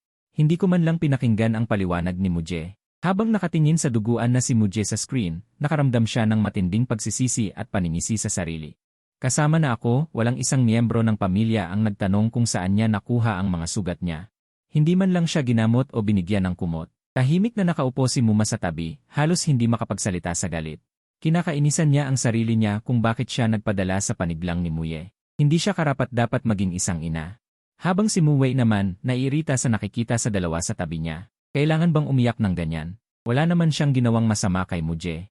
Hindi naman sila ang may gawa ng mga sugat ni Muje, bakit hindi sila naniniwala sa kanya? Bakit hindi nila siya pinapakinggan? Talagang may sira sa ulo ang pamilya mo. Naiyak ako. Ano man ang nagawa ni Muje sa hinaharap. Sa sandaling ito, naaawa ako sa kanya. Anong klaseng mga tao ba ang pamilyang ito? Sugatan na si Muje ng ganyan. Hindi man lang nila tinulungang pigilan ang pagdurugo niya. Wala man lang kumot, talaga bang anak nila siya? Nakita ko sa screen na pagkatapos kong malaman na tapos na ang misyon ko, umiling na lang din ako. Wala talagang normal sa pamilyang ito. Nang marinig ito, biglang nagalit si Muwei. Tinulak mo ang ate at kapatid mo sa tubig, wala ka bang kahit katiting na pagsisisi? Habang sinasabi ito, itinaas niya ang braso niya para sampalin ako. Dahil sa lamig at mga sugat sa katawan ko, mabagal akong makareact. Huli na para umiwas. Nang akmang dadampi na ang palad sa mukha ko, biglang may sumulpot na figura sa harap ko at hinarang si Muwei. Tumingala ako. Si Shen Yuchu pala. Tiyo, tama bang saktan ang sariling anak? Tumulog ang boses ni Shen Yuchu. Sadyang binigyang diin niya ang mga salitang isariling anak. Kumalat na sa balita ang tungkol sa napagpalitang mga anak ng pamilya mo. Hindi mahirap para kay Shen Yuchu na malaman yon. Kung paano ko siya disiplinahin ay problema ko na. Wala kang karapatang makialam. Naniniwala ka pa rin sa napagpalitang anak? Anak ba sa labas ni Muye si Muye? Huwag kang magsinungaling dito, nagingit-ngit si Muwei. Si Muye ay mabait at maunawain simula pagkabata, hindi siya magsisinungaling, si Muje ang kabaliktaran. Galing sa probinsya, walang pinag-aralan, puro amoy usok, hindi ako naniniwala sa kanya, normal lang yon, di ba? Alam mo rin na si Muje ay galing sa probinsya, paano siya napunta doon? Hindi ba't dahil hindi niyo ginampanan ang inyong obligasyon bilang mga magulang? At itong anak na lalaki ay sa wakas nabawi, hindi niyo man lang siya binawi, sa halip ay kinamumuhian niyo pa siya. Ito ba ang paraan niyo ng pagtuturo sa inyong anak? Hindi niyo man lang inusig ang dating yaya, ginantimpalaan niyo pa siya ng 10 milyon. Sabi niyo, binigyan niya kayo ng mabuting anak na lalaki, kung hindi ko alam, akalain kong siya ang inyong dating kasintahan. Huwag kang magbintang ng walang basihan. Namumula ang matandang mukha ni Muwei, naisip niyo ba? Bakit nagkaganyan ang kalagayan ni Muje sa ilog? Nang marinig ito, nagkatinginan ang mga magulang ni Mu, basta na lang silang naniwala kay Muye. Hindi man lang nila naisip ang problemang ito, sundan ang direksyon ng agos, may lambat na bakal doon. Ang tanging posibilidad ay inanod si Mu11 doon, para iligtas siya ni Muje, lumangway siya doon at nasugatan ng lambat na bakal. Kalmadong pag-aanalisa ni Shen Yuchu, natigilan ang mga magulang ni Mu at si Mu11, parang makatwiran ang ganoong hinala. Nakita ni Muye ang reaksyon nila at medyo nagmadali. Ako ang inanod ng tubig, ako ang nagligtas kay ate. Naniniwala ako kay Muye, tiyak na siya ang nagligtas kay Wanwan, ang sugat ni Muje ay sariling sala. Sabi ni Muwei nang may katiyakan, naniniwala rin ako kay Muye, umayon din si Mu11. Halos mapahawak na si Shen Yuchu sa noo niya, kung magaling lumangoy si Muje, hindi siya aanurin ng ganoon kalayo, kung hindi siya magaling lumangoy, paano siya makakalangoy pabalik mula sa ganoong kalayuan? Mga tanga ba ang mga taong ito sa pamilya mo? Aangal na sana siya, magsasalita ba ako? Huwag na lang. Walang saysay na magsalita sa kanila, hindi ko kailangan ang paniniwala nila, hindi ko talaga kailangan ang paniniwala nila. Kung maniniwala sila, hindi ba't mabibigo ang aking misyon? Matalino si Shen Yuchu. Hindi ko siya dapat hayaang analisahin ang nangyari, kung hindi, mawawalan ako ng 100 bilyon. Nang makita niyang ayaw kong magpaliwanag. Tinalikuran ako ni Shen Yuchu at dinala sa kanyang tolda. Hindi ko akalaing ganito ang buhay mo sa pamilya mo, kumuha siya ng makapal na kumot at iniabot sa akin. Agad ko itong tinanggap at ipinahid sa aking katawan at buhok, isang grupo lang sila ng mga utak biya, hindi ko sila iisipin. Ikaw naman, ikaw ang boses ko, ang sarap ng banat mo kanina. Talaga naman at ang ganda ng pag-iisip mo. Nakangiting tumingin sa akin si Shen Yuchu. Talaga bang naniniwala ka sa akin? Nagtataka akong tumingin sa kanya, sigurado akong hindi nakita ni Shen Yuchu. Malinaw sa lahat ang motibo mo sa pagliligtas. Nasugatan ka dahil nagligtas ka ng tao. At naniniwala ako sa iyong pagkatao. Tinitigan ako ni Shen Yuchu. Sabihin mo nga, ano ba ang pagkatao ko? Hindi ko maalala na mayroon akong anumang ugnayan kay Shen Yuchu. Paano ako nag-iwan sa kanya ng impresyon? Tumahimik siya sandali. Mabait ka at optimistiko. Bahagya akong natigilan. Sa mga panahong ito, walang sinuman ang naniwala sa akin. Inosente akong pinagbintangan at sinisi ng aking pamilya. Bagamat balat sibuyas ako, hindi maiwasang maapektuhan ako minsan. Ito ang unang pagkakataon na may naniwala sa akin. Nakaramdam ako ng init sa aking puso. May kinuha si Shen Yuchu na first aid kit mula sa kung saan. Kumpleto ang laman nito. Halika, gagamutin ko ang sugat mo. Tumahimik ako sandali at iniabot ko pa rin ang aking braso. Napakagaan ng galaw ni Shen Yuchu. Napakalapit naming dalawa. Tinitigan ko ang kanyang mapupulang labi. Naalala ko ang mga nabasa ko sa forum ng eskwelahan. Ang ganda ng labi ni Shen Yuchu. Sulit nang mamatay kung mahahalikan ko yon. Nakatingin ako sa kanyang labi. Na nasa layong 10 sentimetro lamang sa akin. Hindi ko napigilang lumunok. Pagkatapos ay umiling-iling ako. Pero, Ding Muje, babalik ka sa bahay para iligtas ang iyong lolo na may bilyong-bilyong cash. Hindi ka maaaring umibig dito. Walang anumang eksena sa misyon na may kaugnayan kay Shen Yuchu. Kung ibig ako sa kanya, tiyak na maliligaw ang kwento. Nang naisip ko ito, naisip kong mas mabuting linawin ang mga bagay. Mula ngayon, kanya-kanya na tayo ng daan. Pagkatapos gamutin ang sugat, may kinuha na naman si Shen Yuchu na hairdryer mula sa kung saan. Handa na sana niyang patuyuin ang aking buhok. Agad ko itong inagaw. Salamat. Ako na lang. Bahagyang natigilan si Shen Yuchu. Bakit mo ako tinutulungan? Huwag mong sabihin gusto mo ako. Direktang kong tanong. Natigilan si Shen Yuchu. Halata na hindi niya inaasahan na magiging direkta ako. Gusto mo bang magustuhan kita? Matapos ang ilang sandali, sinabi niya habang nakayuko. Huminga ako ng malalim. Medyo malungkot ang boses ko. Ayoko. Ang pamilya mo namin ay isang kilalang angkan. Bagamat hindi ako paborito sa pamilya, gusto ko pa ring makahanap ng kapantay. Bagamat palpak ang dahilan na ito, mukha itong makatwiran. Maaaring magdulot ito ng pagkasuklam kay Shen Yuchu. May bahid ng pagkabigo sa mga mata ni Shen Yuchu. Pagkatapos ay ngumiti siya at sinabi, kung ganoon, mas mabuti. Ako at si Muxiao ay magkaibigan lamang, walang ibang ibig sabihin. Bahagya akong natigilan. Akala ko ang taong masungit na tulad ni Shen Yuchu ay tiyak na sasagot, hindi ko akalain na magpapakita lamang siya ng isang nakakaginhawang ngiti. Mabuti, mabuti. Ngayon ako pa ang medyo naguguluhan. Grabe talaga si Muje, katatapos lang iligtas ka ng magandang babae, ganyan mo siya kausapin. Kung ayaw ni Muje, akin na lang. Si Shen Yuchu ay akin. Mga kababayan, bunutin ang inyong mga espada. Kahit na sinasabi ko ito, bakit pakiramdam ko gusto niya si Muje? Masyadong masungit sa iba, masyadong malambing kay Muje. Si Lin Ruoxi sa loob ng villa ay mukhang naguguluhan. Sabi pa niya hindi siya interesado sa estado, halata namang interesado siya. Kung sinabi mo sana sa kanya ang totoo mong pagkatao. Sana ay dumikit na siya sa'yo. Sumimangot si Shen Yuchu. Huwag mo siyang pagsalitaan ng ganyan. Kilala ko siya. Hindi siya ganyang tao. Inirapan siya ni Lin Ruoxi. Okay naman ang kaibigan niyang ito, medyo tanga lang sa pag-ibig. Nung nagbabasa ako ng nobela noon, hindi ko maintindihan kung bakit gusto ako ni Shen Yuchu. Si Muye naman ang bida. Kaya habang pinapatuyo ko ang buhok ko, nagtataka akong tumingin sa kanya. Ngayon na tinulungan mo ako, nakaaway mo na si Muye.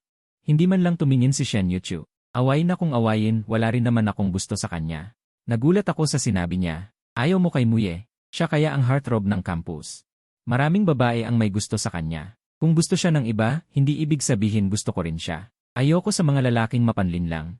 Inisip ni Shen Yuchu. Tumango ako. Mabuti. Pagkatapos ng maraming nobela, nakakita rin ako ng normal na tao. Nang makita ni Shen Yuchu na halos tuyo na ang buhok ko, inabot niya ang kaswal na damit. Damit ko ito, pagtiyagaan mo na. Pagkatapos ay hinila niya ang kurtina. Hatiin ang tent sa dalawa. Doon ka magpalit sa likod ng kurtina. Tahimik ko siyang tiningnan. Naisip ko na ang mga gamit niya sa paglabas ay masyadong magarbo. Si Muye sa labas ng tent ay naging malungkot mula nang dumating si Shen Yuchu. Kinikilala si Shen Yuchu bilang campus crush. Kung hindi dahil sa pagiging masungit niya, mapupuno ng lalaki ang isang buong field na nanliligaw sa kanya. Inamin ni Muye sa kanyang puso na medyo gusto niya si Shen Yuchu pero kaunti lang. Siya ang young master ng pamilya mo, nakatakdang magpakasal sa isang babaeng kasing estado niya. Pero palagi siyang nairita kay Shen Yuchu. Kahit kaklase niya, hindi man lang siya binabati o tinitingnan ni Shen Yuchu. Mula pagkabata, ang kanyang hitsura at pinagmulan ay laging pinakamagaling. Walang babae na hindi siya pinapansin. Tanging si Shen Yuchu lamang ang hindi siya pinapansin. Kahit na ganoon, napatawad pa rin niya si Shen Yuchu. Ngunit ngayon, tinutulungan niya si Muje at hayagang sumasalungat sa kanya. Hindi maintindihan at tanggap ni Muyan. Gusto ba niya si Muje? Hindi papayag si Muyan. Sa paningin niya, hindi lang siya gusto ni Shen Yuchu dahil ayaw niyang maglaan ng oras sa kanya. Basta gugustuhin niya. Sa kaunting paraan, magiging tapat na sunod-sunuran niya si Shen Yuchu. Muje, lahat ng gusto ko ay mapapasa akin. Saan ka kukuha para makipagkumpetensya sa akin? Sabik na siyang makita ang galit na hitsura ni Shen Yuchu. Habang tinitingnan ang tolda ni Shen Yuchu sa malayo, buong kumpiyansa siyang lumapit. Shen Yuchu, siguradong magugustuhan mo ako. Pagkatapos pumasok si Muyan sa tolda. Nang makita niyang nag-iisa lang si Shen Yuchu, akala niya ay umalis na si Muje. Itinaas ni Shen Yuchu ang kanyang mga mata at malamig na nagtanong kay Muyan, anong ginagawa mo rito? Nang makita ni Muyan ang malamig niyang mukha, agad siyang kumurap-kurap at nagpanggap na kaawa-awa. Karaniwan, basta nagpapakita siya ng ganitong hitsura. Lahat ay agad nalalapit para aliwin siya. Ganyan ang ginagawa ng kanyang ama at mga kapatid, ganyan din ang ginagawa ng kanyang mga kaklase. Bakit ka ba kumukurap-kurap? May sakit ba ang mga mata mo? Kung may sakit ka, magpatingin ka sa doktor.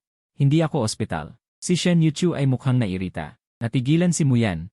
Mula pagkabata, walang sinuman ang nagsalita sa kanya ng ganoon, lalo na ang isang babae. Ngunit agad siyang kumalma. Ang hitsura ni Shen Yuchu ay dahil hindi pa niya ako kilala. Kapag mas nakilala niya ako, siguradong magugustuhan niya ako. Gusto ko lang tingnan kung kumusta ang kuya. Nakita kong nasugatan siya kanina. Si Muyan ay nagpanggap na nag-aalala. Alam mong nasugatan si Muje. Bakit ayaw mong ibahagi sa kanya ang kumot kanina? Ngayon, nagpapanggap ka pa. Malamig na sabi ni Shen Yuchu. Ikaw, napatahimik si Muyan dahil sa sinabi niya. Ang kanyang mukha ay namula at pumutla. Paulit-ulit mong sinasabi na pupuntahan mo si Muje, pero wala ka man lang dalang first aid kit. Kailangan mo ring pagbutihin ang iyong pagpapanggap. Hindi nagpatalo si Shen Yuchu. Gusto ko nang tumawa habang nakatayo sa likod ng barrage. Alam kong matalas ang dila ni Shen Yuchu. Pero hindi ko akalain na ganoon siya katalas. Siya talaga ang aking kinatawan sa internet. Ako. Nahiya si Muyan sa sinabi ni Shen Yuchu. Pagkatapos ng ilang sandali, nagpasya siyang umatras. Kung ayaw mo talaga sa akin, aalis na ako. Sinabi niya habang nagniningning ang kanyang mga mata sa luha. Sayang, hindi ito gumana kay Shen Yuchu. Siguro hindi nakikita ng iba pero nakikita ko. Napakapeke ng hitsura ni Muyan ngayon. Umalis ka na, lalaking nakakadiri. Bulong ni Shen Yuchu. Ikaw anong sinabi mo? Anong tawag mo sa akin? Nanlaki ang mga mata ni Muyan dahil akala niya ay nagkamali siya ng dinig. Mula pagkabata, walang sinuman ang tumawag sa kanya ng ganoon. Diretsong tumingin si Shen Yuchu sa kanya at isa-isang sinabi, tinatawag kitang lalaking mababa, naintindihan mo na ba? Naintindihan mo na? Pwede na ba akong umalis? Sa sandaling iyon, nakapagpalit na rin ako ng damit at lumabas mula sa tolda. Nang makita niya akong suot ang damit ni Shen Yuchu, biglang umapoy ang galit sa puso ni Muyan. Bakit siya pwedeng magsuot ng damit ni Shen Yuchu? Nang makita ako ni Shen Yuchu, bigla rin siyang nagbago ng anyo. Tumayo siya at mumiting malambing, ginaw pa ba sayo? Gusto mo bang ikuha kita ng isa pang jacket? Hindi na. Napakainit ng damit mo. Sapat na itong isa. Inisyan ko siya at napuruhan ang puso ni Muyan. Nag-aral ba ng pagpapalit anyo si Shen Yuchu? Iba ang ipinapakita niya sa akin, ibang-iba naman kay kuya mo. Nakikita kong nag-aalab siya sa galit. Bakit ganyan ka sa akin, pero napakalambing mo sa kanya? Ano bang mas lamang niya sa akin? Sigaw ni Muyan kay Shen Yuchu. Si kuya mo ay mabait, mahusay, optimistiko, at matapang. Siya ang pinakamahusay na taong nakilala ko. Sa paningin ko, kahit isang hibla ng buhok niya ay hindi kakatumbas. Kalmadong wika ni Shen Yuchu. Nang makita ko ang kalmado niyang ekspresyon, bumilis ang tibok ng puso ko. Inaamin kong sa sandaling iyon, medyo kinilig ako. Inis na tiningnan ni Muyan si Shen Yuchu at tumalikod. Sa isip niya, taimtim siyang nanumpa, Shen Yuchu, sisiguraduhin kong magugustuhan mo ako. Hindi lang kita papagugustuhan. Paghihilian pa kita sa mga sinabi mo ngayon. Paluluhurin kita sa lupa at hihingi ng tawad sa akin. Sobra ka naman yata. Ang saya-saya ko. Siya na yata ang sinasabing hari ng panlalait. Bakit niya pwedeng sabihin yon kay Muyan namin? Sobra na talaga. Teka, ano ba yan? May mga panatikong tagahanga pa rin si Muyan. Pwede ba, umalis na kayo? Nang makitang umalis si Muyan, maluwag na huminga si Shen Yuchu. Sa wakas, umalis na rin. Salamat sayo. Dapat na rin akong umalis. Bahagya akong nababahala sa mga sinabi ni Shen Yuchu kanina. Natatakot akong baka mahulog ako kung magtatagal pa ako rito. Ihahatid na kita. May kotse ako. Hindi na kailangan. Bahagyang sugat lang naman ito. Okay lang akong maglakad pa uwi. Iniisip ni Shen Yuchu ang nakakakilabot na mga sugat sa katawan ko. Hindi na. Yan ba ang tinatawag mong bahagyang sugat? At nasa labas tayo ng bayan. Aabutin ng 4 na oras bago ka makauwi. Matagal silang nagtalo, sa huli, hindi pa rin ako napapayag ni Shen Yuchu. Bago ako umalis, pinasuksok niya sa akin ang isang jacket. Umiling-iling si Lin Ruoxi sa harap ng screen at nagbuntong hininga. Grabe ka, para kang isang diwata. Kapag ayaw kang ihatid, hindi ka na nagpupumilit. Ano pa bang ginawa mo pagkatapos? Inalala ni Shen Yuchu ang nangyari ng araw na yon. Hindi niya napigilang mapangiti. Pagkaalis ko sa tolda, agad siyang tumawag. Zushu, magpadala ka agad ng isang security team gamit ang helicopter. Huwag kang magpapahalata. Ipinadala ko na sa iyo ang lokasyon. Medyo nagtaka ako nang lumipad ang helicopter sa ibabaw ko, pero hindi ko na masyadong inisip.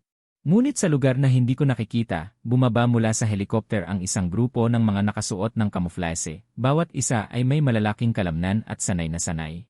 Miss, ano ang ipag-uutos ninyo? Magalang na tanong ng grupo sa nakatayong si Shen Yuchu sa harapan. May isang taong kailangan niyong ihatid pauwi. Narito ang litrato. Naroon siya. Mag-ingat kayo at protektahan siya ng palihim, huwag ninyong hayaang mahalata niya. Agad niyo akong abisuhan kung may problema. Tanggap. Umalis ang mga kakaibang tao na tumatakbo ng may napakahusay na pagkakasunod-sunod. Pagkatapos maglakad ng 2 oras, nakaramdam ako ng gutom, pero kinuha na ba ng mga mu ang lahat ng pagkain? Kailangan kong magtiis hanggang sa mawala ako sa labas. Habang nag-iisip ako, sa di kalayuan, may lumitaw na isang otomatikong bilihan. Lumapit ako at tiningnan ang mga paninda sa loob. Puro paborito ko pa. Hindi ko maiwasang mamangha. Iba talaga ang mundo sa nobela. Kahit sa ganito kalayong lugar, may otomatikong bilihan. Parang nakatulog ako at nagkaroon ng unan. Pero pagkatapos, may naramdaman akong hindi tama. Masyado naman yatang kahina-hinala ito. Siguro may nagplano nito. Pero nang mag-isip ako, parang imposible naman. Sino naman ang mag-aayos ng mga ganitong bagay para sa sarili niya? Kahit gustuhin ko, wala naman akong ganoong kalaking kapangyarihan. Kaya gumamit ako ng cellphone para iscan ang code at bumili ng ilang pagkain at tubig. Kumain ako ng may magandang loob. Si Shen Yuchu sa sofa ay tumingin sa malaking screen at nagpakita ng bahagyang nakakatuwang ngiti. Pagkatapos, nagbago na naman ang eksena. Ang nakikita ko ay mga estudyanteng nakasuot ng uniforme. Marami ring maliliit na hayop sa paligid. Ito ang lugar ng kawanggawa para sa pangangalaga ng hayop. Narito na. Ito ang eksena kung saan inaabuso ni Muje ang mga hayop. Puno ng bangkay ng hayop ang lupa. Hindi ko alam kung paano niya nagawa iyon. Mabait pa naman si Muje dati. Hindi pa naman nagtatagal, bakit siya naging ganyan? Gaano man siya kabuti dati? Hindi mapapatawad ang pang-aabuso sa hayop. Komplikado ang mukha ni Muwanwan sa upuan ng mga manonood. Pagkatapos makita ang mga nakaraang karanasan, tinanggap na niya si Muje bilang kapatid niya. Pero ang pang-aabuso ni Muje sa hayop ay totoo. Totoo ring pinatay niya ang kanyang alagang si Xiaolai. Dapat niya bang patawarin si Muje sa bagay na ito? Sa eksena, nakasunod ako sa aming guro habang naglalakad ng walang pakialam. Ito ay isang aktibidad ng kawanggawa na inorganisa ng paaralan, kung saan dinala ang mga estudyante upang bisitahin ang istasyon ng pagliligtas ng hayop upang pukawin ang pagmamahal sa hayop. Bahagyang nanginginig ang kamay ng guro sa harap ng screen. Maaaring mawala na ang kanyang trabaho.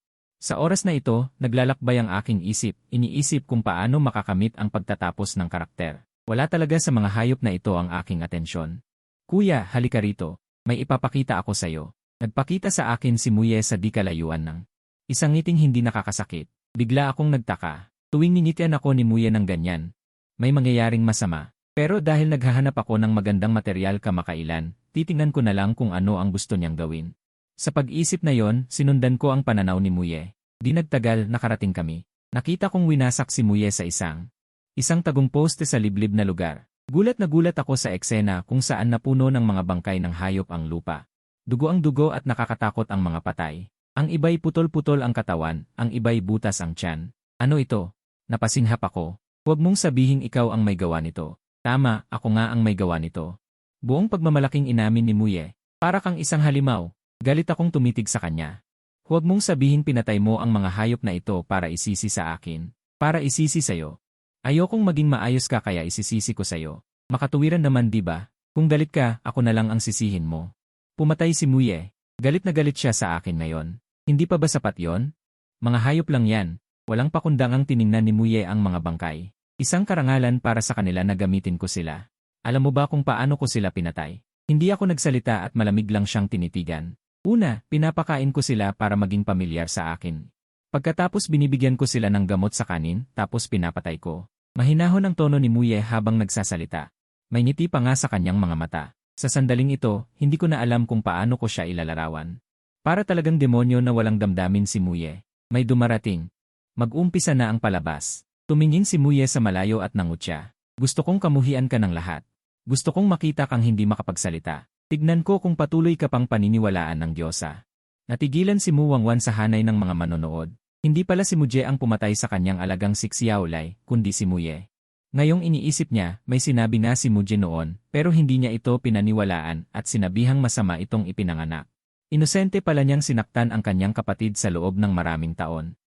Pak, sunod-sunod na sinampal ni Mu Wangwan ang kanyang sarili. Galit siya sa sarili niya dahil hindi siya marunong kumilala ng tama at mali at bulag na nagtiwala kay Muye. Sa sandaling ito, itinanim ang binhi ng pagkamuhi sa kanyang puso. Nuyi, hindi mo lang ako gustong patayin, pinatay mo pa ang aking alagang si Xiaolai. Pagbabayaran mo ito.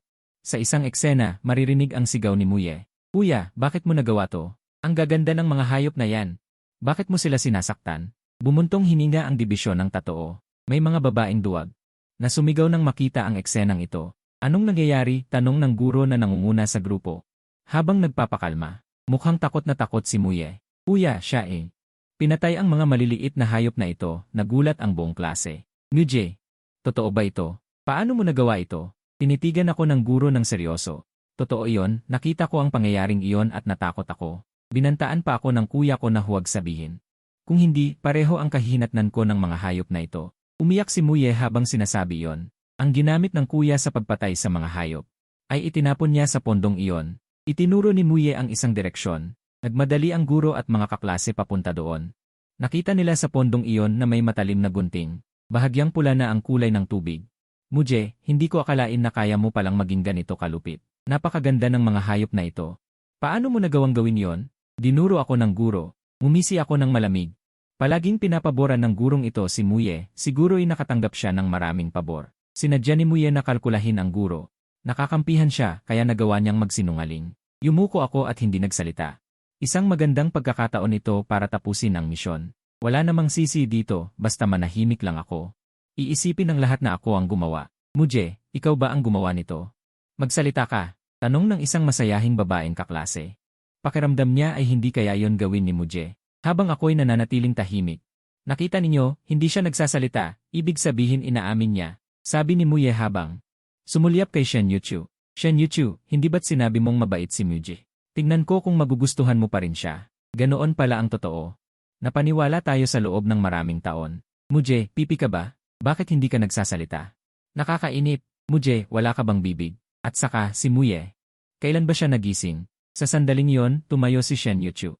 Guro, hindi makatarungan ang paghatol ng walang ebidensya. Nang may sumingit sa kritikal na sandali. Hindi nagustuhan ng guro. Hindi ba't mayroon ng testigo at ebidensya? Paano yon hindi ebidensya? Guro, walang sisi dito, mayroon lamang gunting na itinapon sa tubig. Kahit ang fingerprint ay hindi na makuha. Tinatawag niyo iyang ebidensya. Tanging salita lang ni Muye ang mayroon. Wala man lang ibang nakasaksi. Tinatawag niyo iyang testigo. Ang paraan niyo ng paghatol. Sobrang abstract naman. Kung sasabihin ko ngayon na, iyong gunting na iyan, sa inyo po iyan nahulog. Nakita ko mismo kung paano ninyo pinatay ang mga hayop na yan. Ganyan ba ang ebidensya at patunay? Ayan na. Dumating na ang tagapagsalita ko. Ang katarungan ay dumarating na ng huli, pero hindi nawawala. Bobo yata to. Dahil lang sa ganyang ebidensya, hinatulan na agad. May problema ito. May tinanggap ba siyang regalo? Tinitignan ko si Shen Yuchu na nakatayo sa harap ko, hindi makapagsalita. Hindi naman sa ganoon ate. Huwag mo nga akong guluhin. Malapit ko nang mapatunayan ang aking pagkakasala. Sa sinabi ni Shen Yuchu na yan, napahiya ang guro. Sa totoo lang, alam din niyang medyo kahina-hinala ang dahilan. Pero kamakailan lang, binigyan siya ni Muye ng isang sports car. Sa ganitong sitwasyon, wala siyang magawa kundi panigan si Muye. Ang guro sa harap ng cellphone, nailipat na siya noon pa. Sa ibang paaralan, kamakailan lang, sa klase niyang hawak, may nangyaring bullying. Bilang guro, hindi niya pinagtanggol ang estudyanteng binubuli, bagkus sinabihan pa niya itong hanapin ang dahilan sa sarili niya. Nang kumalat ito online, pinuna siya ng kagawaran ng edukasyon. Hindi na siya kailanman magiging isang mahusay na guro. Simula noon, naging maingat siya sa lahat ng kanyang ginagawa, takot na makagawa ng mali. Gusto na lang niyang magretiro ng tahimik. Pero kahit anong pag-iingat ang gawin niya, hindi niya inaasahang magkakaroon ng memory extractor. Ang kanyang hindi makatarungang pag-ugali noon ay nakita ng buong bansa, kaya't taimtim na lang siyang nanalangin sa kanyang puso. Bilang mga tagapagturo, ang trabaho natin ay lumikha ng magandang kapaligiran sa pag-aaral para sa mga estudyante. Dapat nating pigilan ang pagkampi sa mga bully. Dapat ding imbestigahan ang mga guro na tumatanggap ng regalo. Kahit na matagal na itong nangyari, hindi tayo dapat magpabaya. Nagsalita na ang pinakamataas na pinuno. Ang mga nasa ibaba ay tumango na lang. Pagkatapos, tiningnan ng pinuno. Tinitignan ko ang guro sa screen. May problema yata ang gurong ito. Dapat siya sa atin ng magkatuwang na komite. Sa puntong ito, dahil hindi makapagsalita ang guro, tumayo si Xiao Ruoyo mula sa maraming tao. Naniniwala ako sa mga sinasabi ni Muye. Hindi siya magsisinungaling. Tinitignan di Shen Yuchu. Si Xiao Ruoyo na sumulpot na lang bigla at hindi makapaniwala. Naniniwala ka na lang basta-basta. Bakit pa kailangan ng pulis? Bakit pa kailangan ng ebidensya? Isang salita lang, solve na ang kaso. Bahala kayo. Basta naniniwala ako kay Muye, hindi si Xiao Ruoyo katulad ni Shen Yuchu. Sa layo ng pagpupumilit, mekanikal lamang niyang inuulit ang isang pangungusap. Magkaharap silang nakatayo. Biglang nagkaroon ng tensyon. Tahimik kong pinagmamasdan si Xiao Ruoyo. Ito ang unang beses na pinagmasdan ko siya ng seryoso. Noong nakaraang beses, namamaga ang mga mata ko kaya hindi ko makita ng malinaw si Xiao Ruoyo sa libro. Siya ang numero 1 taga-suporta ni Muye. Kayang gawin ni Muye ang kahit ano para sa kanya, nang walang prinsipyo o limitasyon. Noong binabasa ko ang libro, hindi ko masyadong gusto ang karakter na ito. Pero sabihin na natin, bilang isa sa 3 pangunahing babae, maganda talaga siya. Mapayat na mukha, maputlang balat, buong katawan niya ay nagpapamalas ng isang uri ng sakit. Dati, gusto ko pa si Xiao Ruoyo. Ngayon, bakit parang naiinis ako sa kanya? Estudyante ako ng sining, dati pa akong nag-follow sa Weibo ni Xiao Ruoyo. Hindi ko akalain na hindi pala siya marunong kumilala ng tama sa mali. Agad kong in-unfollow. Tama. Sinabi niya sa isang panayam noon na noong high school, binubuli siya. Si Muye ang sumaklolo sa kanya. Simula noon niya siguro nagustuhan si Muye. Si Xiao Ruoyo sa screen. Sa eksenang ito, walang ekspresyon ang kanyang maputlang mukha. Kailangan kong sabihin. Matapos mapanood ang mga alaala na ito, malaki ang nagbago sa kanyang impresyon kay Muye. Ngunit hindi ito nakaapekto sa akin. Mahal ko pa rin siya. Masama ang pinagmulang pamilya ni Xiao Ruoyo. Naghiwalay ang kanyang mga magulang noong bata pa siya. Nakikitira siya at pinapalo. Gayunpaman, hindi siya sinusuportahan ng kanyang ina. Ang mapaniil na kapaligiran ay nagdulot sa kanya ng labis na pagiging sarado sa sarili. Wala rin siyang kaibigan. Madalas din siyang binubuli ng mga kaklase niya sa paaralan. Bago niya nakilala si Muye, madilim ang kanyang buong buhay. Minsan, hinarang siya ng ilang babae sa banyo at binugbog. Malapit na siyang mahimatay nang sirain ang pinto ng banyo. Ang matinding liwanag ay pumunit sa saradong espasyo at nilinaw rin ang kanyang saradong puso. Sa malabong kamalayan, narinig lang niya ang isang malakas na sigaw, "Mga hayop! Bitawan niyo ang babaeng yan." Sa isang madilim na lugar, naramdaman niya na may marahang nagpupunas ng dumi sa kanyang mukha. Hindi niya alam kung sino ang taong iyon. Nang magising siya kinabukasan, nasa ospital na siya. Natagpuan siya ni Muye. Ibinalik niya ang kanyang name tag at sinabi na siya ang sumaklolo sa kanya. Simula noon, naging matatag siyang tagapagtanggol ni Muye, tulad noong panahong iyon. Kahit walang sapat na ebidensya. Tahimik si Xiao Ruoyo. Sa sandaling ito, sumulpot ang figura sa gitna ng mga tao, si Mu Wanwan. Ang 3 taon sa high school ay sumasali rin sa aktibidad na ito. Nabalitaan niyang napahamak si Muye, kaya agad siyang pumunta. At Wanwan, kilala mo si Muye at Muye. Sa tingin mo, totoo ba ang sinasabi ni Muye? Tumingin si Xiao Ru kay Mu Wanwan. Alam niyang kampi si Mu Wanwan kay Muye. Guro, naniniwala ako kay Muye. Siguradong si Muye ang may gawa nito. Matatag ang tingin ni Mu Wanwan. May record si Muye ng pagmamaltrato sa hayop. Ang hamster ko, pinatay niya sa pagmamaltrato. Gusto nang tumalon si Mu Wanwan sa harap ng screen at bugbugin ang sarili. Ang tanga-tanga ko para pagbintangan si Muye. Patawad, Muye. Kung pwede lang, babawi ako sa iyo sa natitirang bahagi ng buhay ko. Ngunit nang makita si Muye sa death row, unti-unting dumidilim ang kanyang mga mata. Pero may pagkakataon pa ba? Tao pa ba si Mu Wanwan? Para kang yan, nagpapanggap na ate. Mamatay ka na. Pagkatapos sabihin ni Mu Wanwan sa screen, sabay-sabay na napasinghap ang mga estudyante sa lugar. Diyos ko! Mukhang totoo ang sinasabi niya. Si Muye ay may mukha na hindi makakasakit ng kahit sinong buhay. Hindi ko akalaing magagawa niya yon. Kinabahan ako nang marinig ko yon. Nagawa ko na naman ang character setting. Talagang napakalaking tulong ko si Mu Wanwan. Nagmadali si Shen Yuchu. Pero gusto niyang sabihin na kung pati ang kanyang ate ay ganoon ang sinabi, hindi ba patunay na si Muye ang may gawa? Ipapaalam ko ito sa school. Gusto pang magsalita ni Shen Yuchu pero agad ko siyang hinila. Itinatag ng mga Mu ang Animal Rescue Warrior kaya hindi na nila ito itinuloy. Ang pananagutan ko sa batas, ang head teacher na lang ang nagdesisyon kung paano ako parurusahan. Para mapasaya si Muye, nagdesisyon ang head teacher na parusahan ako sa field. Araw-araw mula 7 ng umaga hanggang 7 ng gabi. Bakit mo ako hinihila?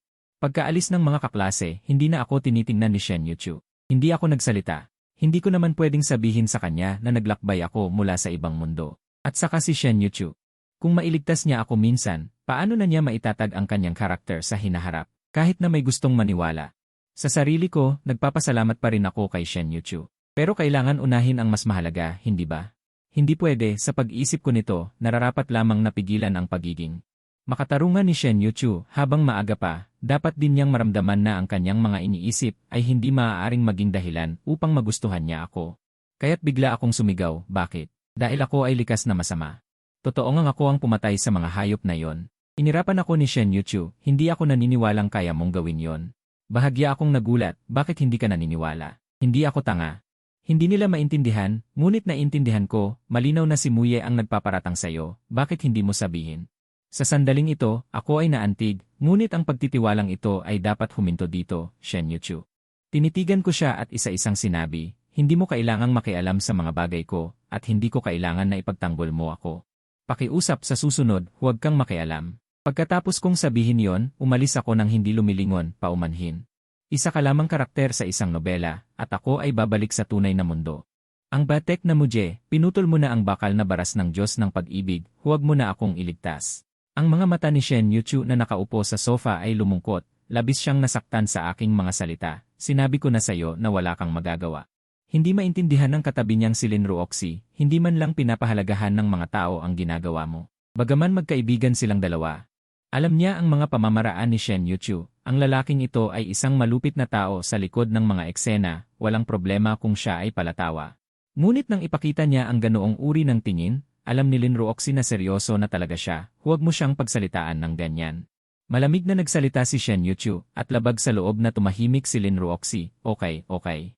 Hindi na ako magsasalita, ako na ang mali, ngunit lihim akong nagmumura sa aking isipan. Isa kang baliw sa pag-ibig, ginawa na niya ang lahat ng iyon sa iyo. Ngunit hindi mo pa rin matanggap na may magsabi ng isang masamang bagay tungkol sa kanya. Karapat-dapat kang maging isang asong nagmamakaawa, naalala ni Shen Yuchu, pagkatapos umalis si Muje noong araw na yon. Bigla na lamang sumulpot si Muye, bakit ganoon si Muje, nagmagandang loob ka na ipagtanggol siya. Ngunit ganyan ang ginawa niya sa iyo, kumunot ang noo ni Shen Yuchu nang tumingin siya kay Muye, ano na naman ang ginagawa ng lalaking ito rito. Alam kong mabuti at dalisay ang iyong puso, ngunit bilang isang kaklase, hindi ko kayang panoorin na lamang. Naniloloko ka ni Muje, kung ako lamang ang nagsasabi nito, baka isipin niyang mayroon akong pagkiling sa kanya. Ngunit hindi rin siya gusto ng ate at ng mga magulang, hindi ba't sapat na yon upang ipakita ang problema? Si Muye ay mukhang nag-aalala. Natila talagang ayaw makita na niloloko si Shen Yuchu, nandidiri lamang si Shen Yuchu nang tumingin siya rito. Dalawa ang dahilan kung bakit hindi gusto ng ate mo at ng mga magulang mo si Muje. Una, bobo sila. Pangalawa, dahil nanunulsol ka. Hindi mo ako maluloko sa mga pambabarat mong gawi. At saka, kung ano man ang ginagawa sa akin ni Muje, problema na niya yon. Kung gusto ko siyang ipagtanggol, desisyon ko yon. Hindi kita kailangan para sabihin sa akin ang mga bagay na yan.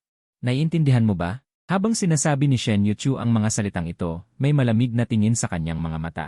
Ibang-iba sa dati niyang ekspresyon. Sa sandaling ito, para ring nakakita si Muye ng isang taong may mataas na katungkulan na nakatayo sa kanyang harapan. Hindi siya makahinda ng maayos dahil sa pressure. Hindi niya napigilang sumagot na inaintindihan ko. Kumalat ang matinding pagkadismaya sa puso ni Muye. Tahimik siyang yumuko at tumalikod para umalis. Kahit umalis ako, hindi ako lumayo. Narinig ko ng malinaw ang pag-uusap nilang dalawa. Bahagyang sumakit ang aking ilong. Muje, wala kang utang na loob. Sobra na si Muye. Pagkatapos manira, bigla na namang susulpot. Nanunulsol sa relasyon ng mga tao. Nasusuka ako kapag nakikita ko ang pagmumukha niya. Pagkatapos ng aktibidad noong araw na yon, parang malungkot si Shen Yuchu. Kung ayaw ni Muje na makialam ako sa mga bagay niya, maghahanap na lang ako ng ibang paraan para protektahan siya. Kinuha niya ang kanyang telepono. At dinyal ang isang numero. Tio Zhou, pakiusap, ipagawa mo sa akin ito. Para sa tagapayo ng ikalawang baitang ng unang taon sa unang mataas na paaralan. Sa tingin ko, hindi siya karapat-dapat na magpatuloy sa pagiging guro dito. Ilipat mo siya sa malayo. Kung mas liblib ang lugar, mas mabuti. Bukod pa rito, maghanap ka ng taong tutulong sa akin na gumawa ng ilang bagay. Kinabukasan, ang tagapayo ay nakatingin sa akin na nakatayo sa parusa sa palaruan. Tuwang-tuwa ang tagapayo. Sumimangot. Matagal na niyang hindi gusto itong si Shen Yuchu. Hindi lang siya nagbibigay sa kanya ng regalo, nangahas pa siyang questionin siya kahapon. Nagpa siyang, parusahan si Shen Yuchu. Ipapasagot ko sa kanya ang pinakamahirap na formula sa klase mamaya. Kung hindi niya ito masagot, magtayo siya sa palaruan, katulad ni Muje. Habang iniisip ito ng tagapayo, hindi niya napigilang mapangiti. Ilang araw pa lang ang nakalipas. Nag-apply pa siya para sa seleksyon ng mga natatanging silid-aralan. Naayos na niya ang mga nasa itaas. Sigurado akong mapapasama ako sa pagkakataong ito. Habang iniisip niya ito, parang nadama niya ang simoy ng hangin. Pagpasok niya sa opisina, naghihintay na sa kanya ang punong guro. Liu, sumama ka sa akin. Palihim na natuwa ang tagapayo. Tiyak na tatawagin siya ng punong guro para pag-usapan ang tungkol sa natatanging guro. Ang bilis naman niyang bumaba. Abay, napakaganda naman ito. Pagpasok sa opisina, puno ng pag-asa siyang tumingin sa punong guro. Xiao Liu, maganda ang ipinakita mong trabaho kamakailan. Kalmadong tumingin sa kanya ang punong guro. Pilit na umiti ang punong guro. Sisimulan na ba niya akong purihin? Nakakahiya naman. Isa kang napakahalagang tao sa industriya ng edukasyon. Kaya nagpa siya ang paaralan na. Ipadala ka sa mga pamayanan upang magtrabaho sa edukasyon. Nang marinig ito, biglang nawala ang ngiti ng punong guro. Punong guro, baka po nagkamali kayo ng sinabi. Pupunta ako sa mga pamayanan. Ang mga pamayanan ay malayo at masama ang klima. Hindi ako nagkakamali. Ito ay utos mula sa itaas. Sa tingin nila, sayang ang talento mo kung hindi ka magtuturo sa harapan. Kumusta naman ang tungkol sa kita? Iniisip ng punong guro kung napakalaki ba ng tulong pinansyal na ito. Kaya ibinigay ng paaralan sa kanya ang pagkakataong ito upang kumita siya sa ibaba. Tiyak na hindi hamak ang lugar doon kaysa sa orihinal na lungsod. Ngunit dahil sa iyong maraming taong karanasan sa edukasyon, tiyak na mas malaki ang matatanggap mo kaysa sa iba. 2,000 yuan ang sahod sa isang buwan. Natigilan ang punong guro. Anong gagawin ko sa 2,000? Ang kanyang kasalukuyang sahod ay 10,000 sa isang buwan. Kumapit siya sa kanyang huling pag-asa. Posible kayang pinapunta lamang siya upang magpakitang gilas at pagbalik ay itataas sa pwesto. Kaya tumingin siya sa punong guro. Punong guro, kailan po ako makakabalik? Xiao Liu, ang pagtuturo ng mahusay sa mga bata ang pinakamahalagang layunin natin. Bakit kailangan mo laging isipin ang pagbabalik? Tuluyang natigilan ang punong guro. Punong guro, siguradong nagkakamali kayo. Katatapos ko lang nominado para sa natatanging guro. Paano nangyari ito? Direktang pinutol siya ng punong guro. Ang natatanging guro ay niraranggo sa ating orihinal na lungsod. Dahil pupunta ka sa mga pamayanan upang magturo. Siguradong hindi ka nakasama sa saklaw ng pagpili. Hindi, punong guro. Hindi ba't napag-usapan na natin ito dati? Halos maiyak na ang punong guro. Napag-usapan ng ano? Wala akong ipinangako. Walang emosyong sabi ng punong guro. Sa sunod-sunod na pagkabigo. Tuluyang nalito ang punong guro. Ngunit isa siyang tusong tao. Sa mabilis na pag-iisip, naintindihan niya. Mayroon ba akong nagawang ikinagalit ng isang tao? Si Muje lamang ang may kakayahang gawin ito sa klase. Ngunit nagtanong-tanong na siya. Hindi naman ganoon ka-espesyal si Muje sa pamilya mo, lalo na't kampi pa kay Muye si Shen Yuchu. Ninisyan pa nga niya ako kanina sa halway, parang may kakaiba sa ngiti niya. Pero pag-isip ko, hindi rin naman siguro, simpleng empleyado lang ang pamilya ni Shen Yuchu. Wala siyang kapangyarihan, kaya naisip kong magtanong sa principal. Principal, may nagawa ba akong masama? Uminom ng tsaa ang principal at sinabing, ikaw ang nakakaalam niyan. Hindi ko rin kasi alam, basta galing sa taas ang utos. Nawalan na ng pag-asa ang guro nang marinig niya yon. Principal, tulungan niyo naman ako, ayoko pong pumunta doon. Nagmakaawa siya habang hawak ang manggas ng principal. Bumuntong hininga ang principal. Hindi ko kayang kontrolin ito. Maghinay-hinay ka sa mga ginagawa mo sa hinaharap. Huwag mong isipin na sobrang sama ang pagpunta sa Jicheng. Bilang guro, dapat mayroon kang profesionalismo at paninindigan. Naalala ng guro na nakaupo sa harap ng cellphone niya. Ang mga nakaraan, halo-halo ang emosyon. Sa huli, pumunta pa rin siya sa Jicheng. Doon siya nagtrabaho ng 10 taon. Dahil sa pagbabago, hindi siya naghinay-hinay, bagkus ay mas naging masahol pa. Habang nakatayo ako sa field at walang magawa, sinisipa ko ang bato. Biglang tumakbo ang class president. Muje, natanggap mo na ang abiso, hindi ka na mapaparusahan. Hindi ka na mapaparusahan. Hindi ba 7 araw? Unang araw pa lang, nagtataka ako. Inilipat ang guro sa Jicheng ngayong araw, ang math teacher ang bagong guro natin. Pinapabalik ka na sa klase, hindi ka na mapaparusahan. Inilipat ang guro, sa Jicheng pa, nakakapagtaka naman. Malala ang klima doon, kakaunti ang tao, walang gustong pumunta doon. Wala rin yon sa libro. Bakit kaya biglang inilipat? Karma nga naman. Paano siya naging guro kung ganyan siya? Parang kung sino siya kung makapanglait. Siguradong tumatanggap siya ng suhol. Dapat imbestigahan. Mga bro, tignan nyo ang trending. May bullying sa Jicheng High School, walang ginagawa ang guro. Sa video, isang babaeng bugbog sarado ang umiiyak. Ibinuwal nila ako sa lupa. Gupitin nila ang buhok ko, hinila ang damit ko, at kinunan pa ako ng video. Pagkatapos nalaman ni Sir Liu, wala siyang ginawa. Sabi niya pa, bakit kayo inaapi, bakit hindi ang iba? Pinagsisisihan niya raw ang ginawa niya. Nakakainis, bakit may ganitong klaseng tao sa mundo? Sobrang-sobra na, pareho silang Liu ang apelyido. Siya kaya yon? Mga kapatid, nakita ko online na magkapareho ang pangalan ng dalawang guro, iisa lang sila. Hanapin niyo na siya. Lai Yuancheng nagtuturo sa Yuju, Lai Zicheng nagtuturo sa Yuju. Habang lumalala ang sitwasyon, naalala ni Lin Sheng ang cellphone ng pinuno ng Zicheng Yuju. Kumusta, Pinuno Wang? Galing kami sa Yuancheng Yuju. Kakatuklas lang namin dito na si Guro Liu ay pinaghihinalaang nagkasala ng malubhang paglabag sa disiplina. Sana makipagtulungan ang Zicheng sa investigasyon. Habang pinapanood ni Guro Liu ang barrage sa kanyang cellphone, lalong lumalamig ang likod niya. Mukhang hindi na maitatago ang mga ginawa niya. Ipinagpatuloy ang pagpapalabas ng mga alaala. Pagkaalis ng class president, hindi rin alam ni Muye kung saan kumuha. Anong ginagawa mo na naman dito? Masama ang loob kong tiningnan siya. Kamusta ang pakiramdam ng maparusahan? Hindi ba't masakit? 7 araw iyon. Kailangan mong magbilad sa ilalim ng araw. Buong 7 araw. Napakasarap isipin. Punong-puno ng pangungutya ang mukha ni Muye. Ano ba talagang gusto mong sabihin? Naiinip ko siyang tiningnan. Mukhang hindi pa niya alam. Nakinansela na ang parusa o na inilipat na si Guro Liu. Nang makita niyang hindi ako nagulat, hindi na nagpanggap si Muye. Kuya mo, kung marunong kang makisama, sabihin mo sa mga magulang mo na hindi ka sanay sa buhay sa syudad. Gusto mong bumalik sa probinsya. Kung hindi, sa bawat araw na nandito ka, pupunteryahin kita. Gusto kong ipamuhi ka at ihiwalay ka ng lahat. Para malaman mo kung ano ang pakiramdam ng pagtataksil. Panlalait. Nang marinig ko ito, biglang lumiwanag ang mga mata ko. Hindi ba't ito ang katapusang gusto ko? Ang galing naman ng tulong na ito. Pag-iisip ko nito, agad akong nagpakita ng mayabang na ekspresyon. Hindi ako naniniwalang kaya mo yan. Tumawa si Muye. Sasabihin ko sa'yo. Kamakailan lang ay binigyan ko si Guro Liu ng isang sports car. Basta't magsalita ako sa paaralan. Hindi ka magkakaroon ng magandang araw. Hindi nakasulat ang pangalan ni Muye sa kotseng ibinigay niya kay Guro Liu.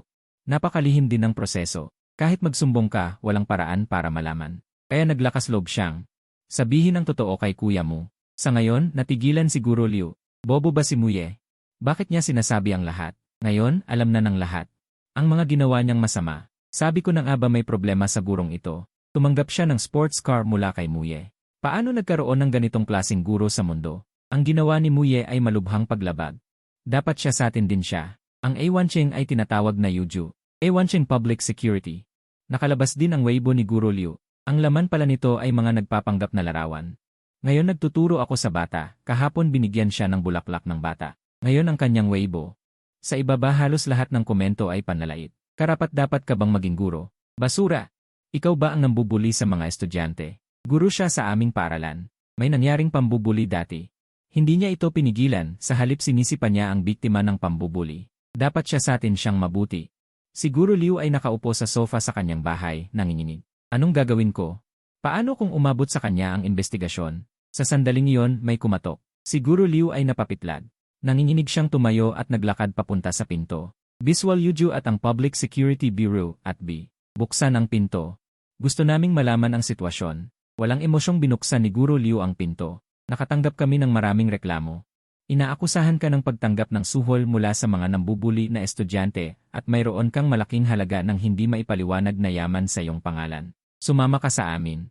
Malamig na sabi ng dumating. Sa sandaling iyon, tuluyang nanghina si Guro Liu sa lupa. Dumating na ang kanyang karma. Mabilis na pumunta sa trending ang mga salita sa internet. Guro Jicheng, inaakusahan ng pagtanggap ng suhol mula sa mga nambubuli na kaklase at iba pang krimen. Nakialam na ang pulisya. Sa pangalan ni Guro Liu. Sa pangalan ni Guro Liu ay may malaking halaga ng hindi maipaliwanag na yaman. 6 na buwan na ang nakalipas, ang insidente ng pambubuli sa paaralan ni Jicheng. Tiningnan ni Mumu at Muwanwan ang mga salitang ito. Bumuntong hininga. Inapi si kuya mo. Nararapat lang sa guro na ito ang ganitong karma. Napakasarap. Sa wakas ay nakulong na ang gurong ito. Salamat sa memory extractor. Iminumungkahi na gamitin ang bagay na ito sa pagtatanong. Nakapasok na si Guro Liu. Kailan darating ang karma ni Muye? Naghihintay ako sa araw na yon. Patuloy pa rin ang eksena sa screen. Binaliwala ko na lang ang sinabi ni Muye. Naglakad ako papunta sa silid-aralan. Hindi ka pa tapos magparusa ng pagtayo. Saan ka pupunta? Nang makita niyang aalis ako, akala ni Muye ay magtatamad ako. Tiningnan ko siya na may ngiti. Pasensya na, masyado kang mabagal. Sinabi lang sa akin ng class president na kinansela na ang parusa na pagtayo.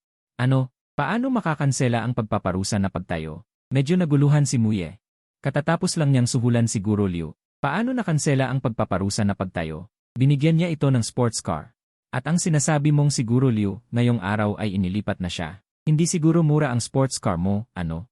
Nakakadurog ng puso para sa'yo. Pagkasabi ko noon, sumimsim ako at naglakad papunta sa silid-aralan. Naiwan si Muye sa likuran na litong-lito. Bagamat hindi kinakapos sa pera ang pamilya mo, hindi rin naman nila ito basta-basta winawaldas. Isang sports car ay seryosong puhunan para sa kanya. Para makapag-ipon, 2 buwan siyang hindi gumastos ng malaki. Tapos pagkabigay niya, sasabihin sa kanyang nasayang lang ang pera niya. Parang ginawa pa siyang uto-uto. Pagpasok sa silid-aralan, tumango sa akin ang guro sa math bilang pagbati. Sumunod din si Muye sa pagpasok. Mukha siyang nawawala sa sarili. Kahit na matagumpay na niyang naisisi kay Muje ang lahat. Wala man lang siyang kahit katiting na saya. Umupo siya sa kanyang upuan at biglang sumigaw na parang kinakatay na baboy. Nagulat ang buong klase at sabay-sabay siyang tinignan. Muye, anong nangyari? Nagmamadaling tanong ng guro sa math. Sir, sa loob ng desk ko Nanginginig si Muye at hindi makapagsalita ng maayos. Nagtataka akong lumapit sa kanya at sumilip. Agad akong napasinghap. Grabe. Puno ng bangkay ng hayop ang desk niya. May ilan na matatapang na inilabas ang mga bangkay at doon lang nila napagtanto na walang dapat ikatakot. Mga laruan lang pala ni Mukun ang lahat. Kahit na laruan lang ni Mukun ang mga yon, hindi pa rin mapakali si Muye dahil ang mga ito at ang mga pinatay niyang hayop ay halos magkamukha. Akala niya ay sinisingil na siya ng mga kaluluwa. Muje, ikaw ba ang may gawa nito? Galit na itinuro ako ni Muye. Inirapan ko siya. Tol, okay ka lang ba? Simula kaninang umaga, nagsisikap ako. Kailan pa ako nagkaroon ng oras para gumawa ng ganito? Pagkasabi ko noon, palihim akong napangiti. Nagiging interesante na ang mga pangyayari. Mukhang may isa sa klaseng ito na hindi gusto si Muye. Kaya sino kaya yon? Iginilag ko ang aking tingin sa mga kaklase ko. Lahat sila ay mukhang nagulat. Mayroon ding mga babaeng duwag na mukhang takot na takot. Si Shen Yuchu lang ang walang reaksyon sa mukha. Baka ipinagtatanggol niya ang kanyang sarili. Pero agad kong binawi ang hinalang iyon. Ordinaryo lang ang pamilya ni Shen Yuchu. Sa loob lang ng isang gabi. Imposible niyang magawang gumawa ng ganitong uri ng mga modelo ng hayop. Hindi ko maisip, mas lalong hindi maintindihan ni Muye. Pero simula noon, madalas siyang managinip ng masama, nananaginip tungkol sa mga hayop na namatay. At sinisingil siya. Si Shen Yuchu sa harap ng screen ay pinagmamasdan ang hindi mapakaling si Muye. Nanlilisik ang kanyang mga mata. Kung sino man ang nagpabagsak kay Muye, pagbabayaran niya ito. Umilig na lang si Lin Ruoxi sa tabi. Ginagawa ni Shen Yuchu ang lahat ng ito pero hindi naman ipinapaalam kay Muye. Para na ring wala itong ginagawa. Hindi ko talaga maintindihan kung ano ang iniisip niya. Tumahimik ang mga miyembro ng organisasyon para sa proteksyon ng hayop. Ibinaba na rin nila ang mga banner na hawak nila. Akala nila noon na si Muye ang nagmaltrato sa mga hayop kaya sama-sama nilang binoykot si Muye sa loob ng maraming taon. Ngunit ang katotohanan ay taliwas sa kanilang paniniwala, hindi si Muye ang gumawa nito. Kundi si Muje ang gumawa nito. Nakakatawa na si Muye ay nagpanggap na may pagmamahal sa mga hayop sa loob ng mahabang panahon. Inimbitahan pa nila si Muye na mag-shoot ng isang patalastas para sa pangangalaga ng hayop. Sa sandaling ito, ang bawat isa ay nakaramdam ng matinding pagsisisi. Nakayuko ang ulo ng organizer at nagsimulang magpadala ng mga bagay sa WeChat group. Hindi nagtagal, isang liham ng paghingi ng tawad ang naipost sa Weibo, isang liham ng paghingi ng tawad kay Muye. Isang minuto pa lamang matapos ipadala ang liham na ito, agad itong naging trending. Nag-iwan ng mensahe ang mga netizen sa seksyon ng komento. Gusto ko ring humingi ng tawad kay Muye. Masyado akong naging masama kay Muye noon. Magising kayo. Isipin niyo ang mga ginawa niya pagkatapos. Dahil lamang sa isang bagay, magiging mabuting tao na ba siya? Binuli rin ni Muye ang kanyang mga kaklase noong high school. Nararapat lamang na mabuli siya online ngayon. Tinitigan ni Emperor Liu Ruyan ang mga comment at nanlamig ang kanyang mga mata. Si Muye ang pumatay sa kanyang lolo. Paano natin siya hahayaang maglinis ng kanyang pangalan ng ganoon kadali? Ang eksena ay lumipat sa banyo ng paaralan, tila muli itong isang sikat na eksena. Ito ba ang eksena kung saan binubuli ni Muye ang kanyang mga kaklase? Noong nag-debut si Muye, maraming kaklase ang nagsama-sama. At sinabing binuli sila ni Muye. Hindi kaya nagsisinungaling ang napakaraming tao. Tinitigan ni Qin Feng ang live na eksena. Lalong siyang kinakabahan. Kapag nabunyag ang bagay na ito, malamang na mabuli siya online. Nagpadala siya ng mensahe sa WeChat group. Napanood niyo ba ang memory live stream? Mabilis na sumagot ang isang tao sa WeChat group. Nanood ako. Anong gagawin natin? Malapit na ang eksenang iyon. Hindi ko alam kung kumpleto ang memoryang ito. Hindi naman natin sinabi ang lahat. Baka bahagi lamang ang kunin. Nagpatuloy ang pagpapakita ng memorya. Dinala ni Muye ang halos 10 tao at hinarang ako sa banyo. Nagkataon na walang tubig noong araw na iyon. Mabaho ang amoy sa banyo. Itinuro ako ni Muye ng may pagkaantala. Muye, gumawa ka ng maraming masamang bagay noon. Bilang iyong pamilya, tungkulin kong turuan ka ng maayos. Inilipat si Teacher Liu at hindi rin nag-develop si Muye na ikinainis ni Muye. Gusto niyang pagbuntungan si Muye. Napabuntong hininga ako. Magsisimula na naman ang tangang ito. Uminom ka ng tubig sa toilet bowl at patatawarin kita. Nakapamaywang si Muye at mayabang ang hitsura. Tamad akong sumandal sa dingding at umirap. Buwisit! Hindi ka ba naririnig? Magsasalita si Young Master mo sa'yo, ah. Kapag di ka pa kumilos, ako na ang kikilos. Tinignan ko nang walang gana ang nagsasalita, si Qin Feng, ang tapat na alalay ni Muye. Nang makita ang tagpong iyon, napakunot noo si Xiao Ruoyu sa kasalukuyan. Alam niya ang tungkol sa insidente ng pambubuli na iyon. Ipinagtanggol pa nga niya si Muye noon. Kung ang mga naunang pagbaliktad ay hindi niya pinansin, ang insidente ng pambubuli na ito ay talagang nagdulot ng kaunting pag-aalinlangan sa kanya. Ngunit agad din siyang umiling. Xiao Ruoyu, ano ba ang iniisip mo? Si Muye ang iyong tagapagligtas, paano mo siya kamumuhian dahil lamang sa isang maliit na bagay? Hindi ba't sinasabi nilang si Muye ang nambubuli? Bakit parang siya pa ang binubuli? Baliktad na ang mundo, malinaw na si Muye ang nambubuli. Ngunit sinasabi nilang siya ang biktima. Hindi ba't may ilang kaklase ni Muye na lumabas para magpatotoo? Iyon pala ay isang garapal na paninirang puri. Nahanap na ba ang mga weibo ng mga kaklase na yon? Ako na ang mangunguna sa pag-atake. Sa sandaling ito, may nagpadala sa akin ng link. Nagbubunyag ang mga dating kaklase ni Muye. Tungkol sa pambubuli. Sa video, 3 lalaki ang makikita, isa na rito ay si Qin Feng. Ang high school ang pinakamadilim na bahagi ng buhay ko. Dahil noong panahong iyon, may demonyo sa klase namin at iyon ay si Muye.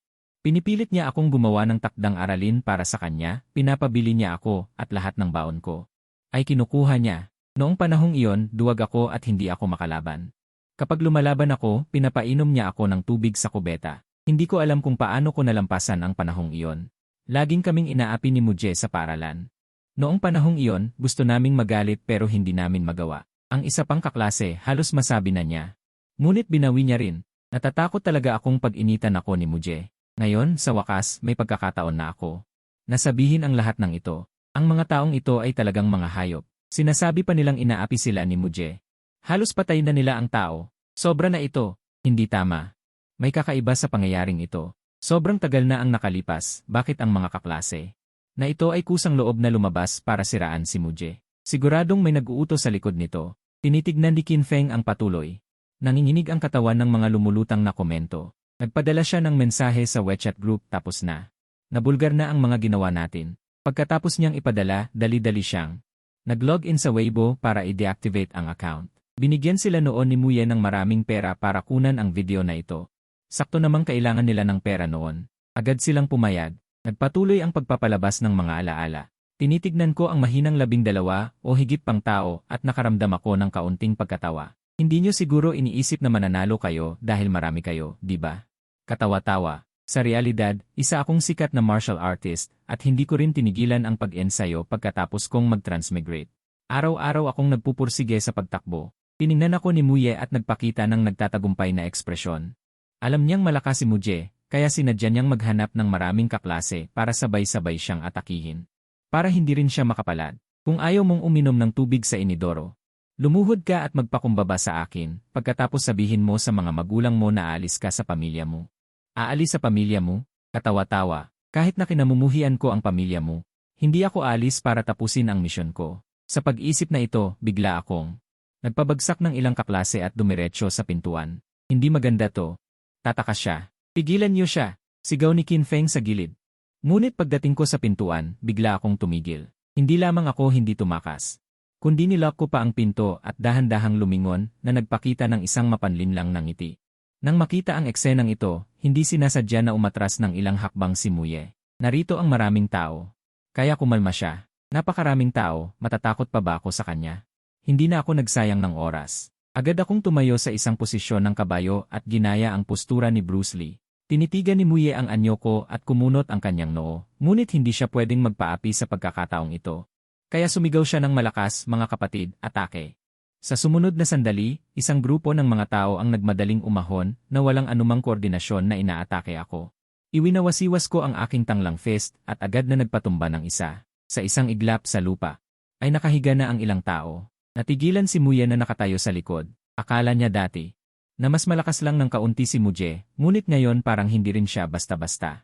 Sige, sugurin nyo, nagpapanik na sigaw ni Muye nang makitang walang gustong kumilos. Ngunit kahit anong sigaw niya, walang nakikinig sa kanya. Walang gustong maging punching bag sa ngayon, papalusutin muna kita. Kumanda ka sa akin. Nang makita ni Muye na walang kumikilos, nagbanta siya at akmang tatakbo.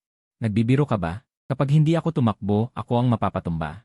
Matapos mong bastusin ang tatay ko, aalis ka na lang. Nakangisi ko siyang tiningnan at pagkatapos ay tumalikod ako. Dumampot ako ng malaking walis at marahas na hinalo ito sa loob ng inidoro. Ngayong araw ay walang tubig, kaya ang inidoro ay puno ng dumi. Habang iniikot ko ang walis, dumikit sa damit ng lahat ang dilaw na likido. Agad na bumaho ang buong banyo. Nagsisigaw ang lahat. Si Kinfeng ang pinakamalapit sa akin, kaya direkta kong pinukpok sa kanya ang walis. Pinagsamang pisikal at mahikal na atake ito. Napasigaw siya at napahiga sa sahig. Malaking bahagi ng kanyang uniforme ay nabahira ng dilaw. Buong yabang akong sumigaw ng islogan. Ang walis mandirigma, kung sino ang tamaan, patay. Sabay palo ko ng walis sa ulo ni Muye. Naramdaman ni Muye ang isang malaking anino sa kanyang ulo. Pagkatapos, dumaloy pababa mula sa kanyang ulo ang malagkit na bagay. Natigilan siya saglit. Pagkatapos ay bumulalas siya ng hiyaw na parang kinakatay na baboy. Si Muye ay malinis sa katawan. Araw-araw siyang naliligo at nagpapalit ng damit. Sa ngayon, puno siya ng mga bagay na ito. Gusto na niyang mamatay. Ngumiti ako at sinulyapan ang larangan ng digmaan, ibinaba ang walis, at tumalikod. Iniwan ko ang lahat na nagsisigawan. Grabe, ang saya. Parang bidang-bida sa isang nobela si Muje. Gustong-gusto ko siya. Ang galing niyang gumalaw. Sanay siya sa pakikipaglaban, siguro. Kung ganyan ako noon, hindi sana ako inaapi sa eskwela. Isang lalaking puno ng dumi ang pumasok sa silid-aralan. Nakahanay ang mga lalaki habang nagsisigawan. Tinakpan naman ng mga estudyante sa ibaba ang kanilang ilong at nagpipigil ng tawa. Guro, tulungan niyo po kami. Inaapi kami ni Muje. Umiiyak at nasusuka si Muye. Tinakpan ng guro sa math ang kanyang ilong at sumimangot. Sinasabi mo bang si Muje lang ang umapi sa inyong lahat? Hindi makapaniwala ang guro. Isang tao lang ang umapi sa 10 o higit pang mga estudyante. Paano nasabi ni Muje ang mga bagay na ito? At si Muje pa rin ang gumawa nito. Paano umalis si Teacher Liu? Alam niya. At noong siya ang class advisor. Libong beses nabili ng principal na dapat tratuhin ng mabuti si Muje. May nag-utos mula sa itaas. Nang maisip niya ito, tinawag niya ako sa harap niya. Muje, sabihin mo sa akin kung anong nangyari. Nagulat siya nang makita kay Muje. Nawala man lang kahit kaunting pagkakamali. Paano niya nagawa iyon? Kalmado akong lumapit. Gusto akong bulihin ng mga walang kwentang to sa loob ng banyo. Pinilit akong uminom ng tubig sa inidoro. Kaya gumanti ako. Ganoon pala. Matapos marinig ang sinabi ko, agad na naniwala ang guro sa math. Tutal, nag-iisa lang si Muje. Imposible na siya ang unang nanakot sa maraming tao. Kalaunan, sa pamamagitan ng maraming investigasyon. Natuklasan ng guro na totoo ang nangyari. Ngunit kahit na self-defense ang ginawa ko, ang paraan ng biowarfare na ito ay labis na nakakasuka. Pinagsulat ng guro ang lahat ng sangkot ng isang reflection paper. At pinapalinis sa akin ang maruming banyo. Paano mo kami binuli? Bakit kailangan din naming magsulat ng reflection paper? Tumahimik ka nga. Kung hindi dahil inorganisa mo ang mga kaklase mo para bulihin si Muje, hindi sana kayo mapapahamak ng ganyan. Diretsong sumagot ang guro sa math. Nainis si Muye. Ang bagong guro sa math na ito ay napakahirap kumbinsihin. Hindi niya tinanggap ang mga regalo na gusto niyang ibigay dati. Kaya palihim na nagalit si Muye. Maghintay ka lang, Muje. Pagbabayaran mo ito. Nang lutasin ng guro ang problema. Wala si Xiao Ruoyu. Nang pumasok siya sa silid-aralan, nakita niya si Muye na napakadungis. Walang kaibigan si Xiao Ruoyu, kaya hindi niya alam ang nangyari. Ang akala niya ay si Muje. Ang akala niya ay si Muje ang nanakot kay Muye. Kaya lumapit siya kay Muye. Na nag-aalala. Grabe ka naman, Muje. Bakit mo ginawa yon kay Muye? Dahil may tumulong sa kanya, agad na nagmukhang kaawa-awa si Muye. Sanay na ako sa bahay. Ganyan talaga siya. Ayos lang. Ano man ang mangyari. Ako ay hindi na natiis ni Xiao Ruoyu. Ang amoy na yon, ako ay nasa tabi mo. Hindi na matiis ni Xiao Ruoyu. Isa siyang biological weapon sa paningin niya. Nahiya at nagalit si Muye nang makita ang hitsura niya. Isa pa naman siya sa mga nangungunang tagahanga niya. Sa sandaling ito, si Mu Wanwan ay nagmamadaling pumasok sa silid-aralan. Nang marinig ang nangyari, agad siyang nagpunta. Nakita ni Muye si Mu Wanwan. Pagpasok niya, dali-dali siyang tumakbo patungo sa kanya, habang tumatakbo'y sumisigaw ng may paghati, "Ate! Sa wakas ay dumating ka na." Biglang nakaramdam ng matinding pagkabigla si Muwanwan. Si Muye ay puno ng dumi at naglalabas ng masamang amoy. Pakiramdam niya'y isang malaking bala ang sumugod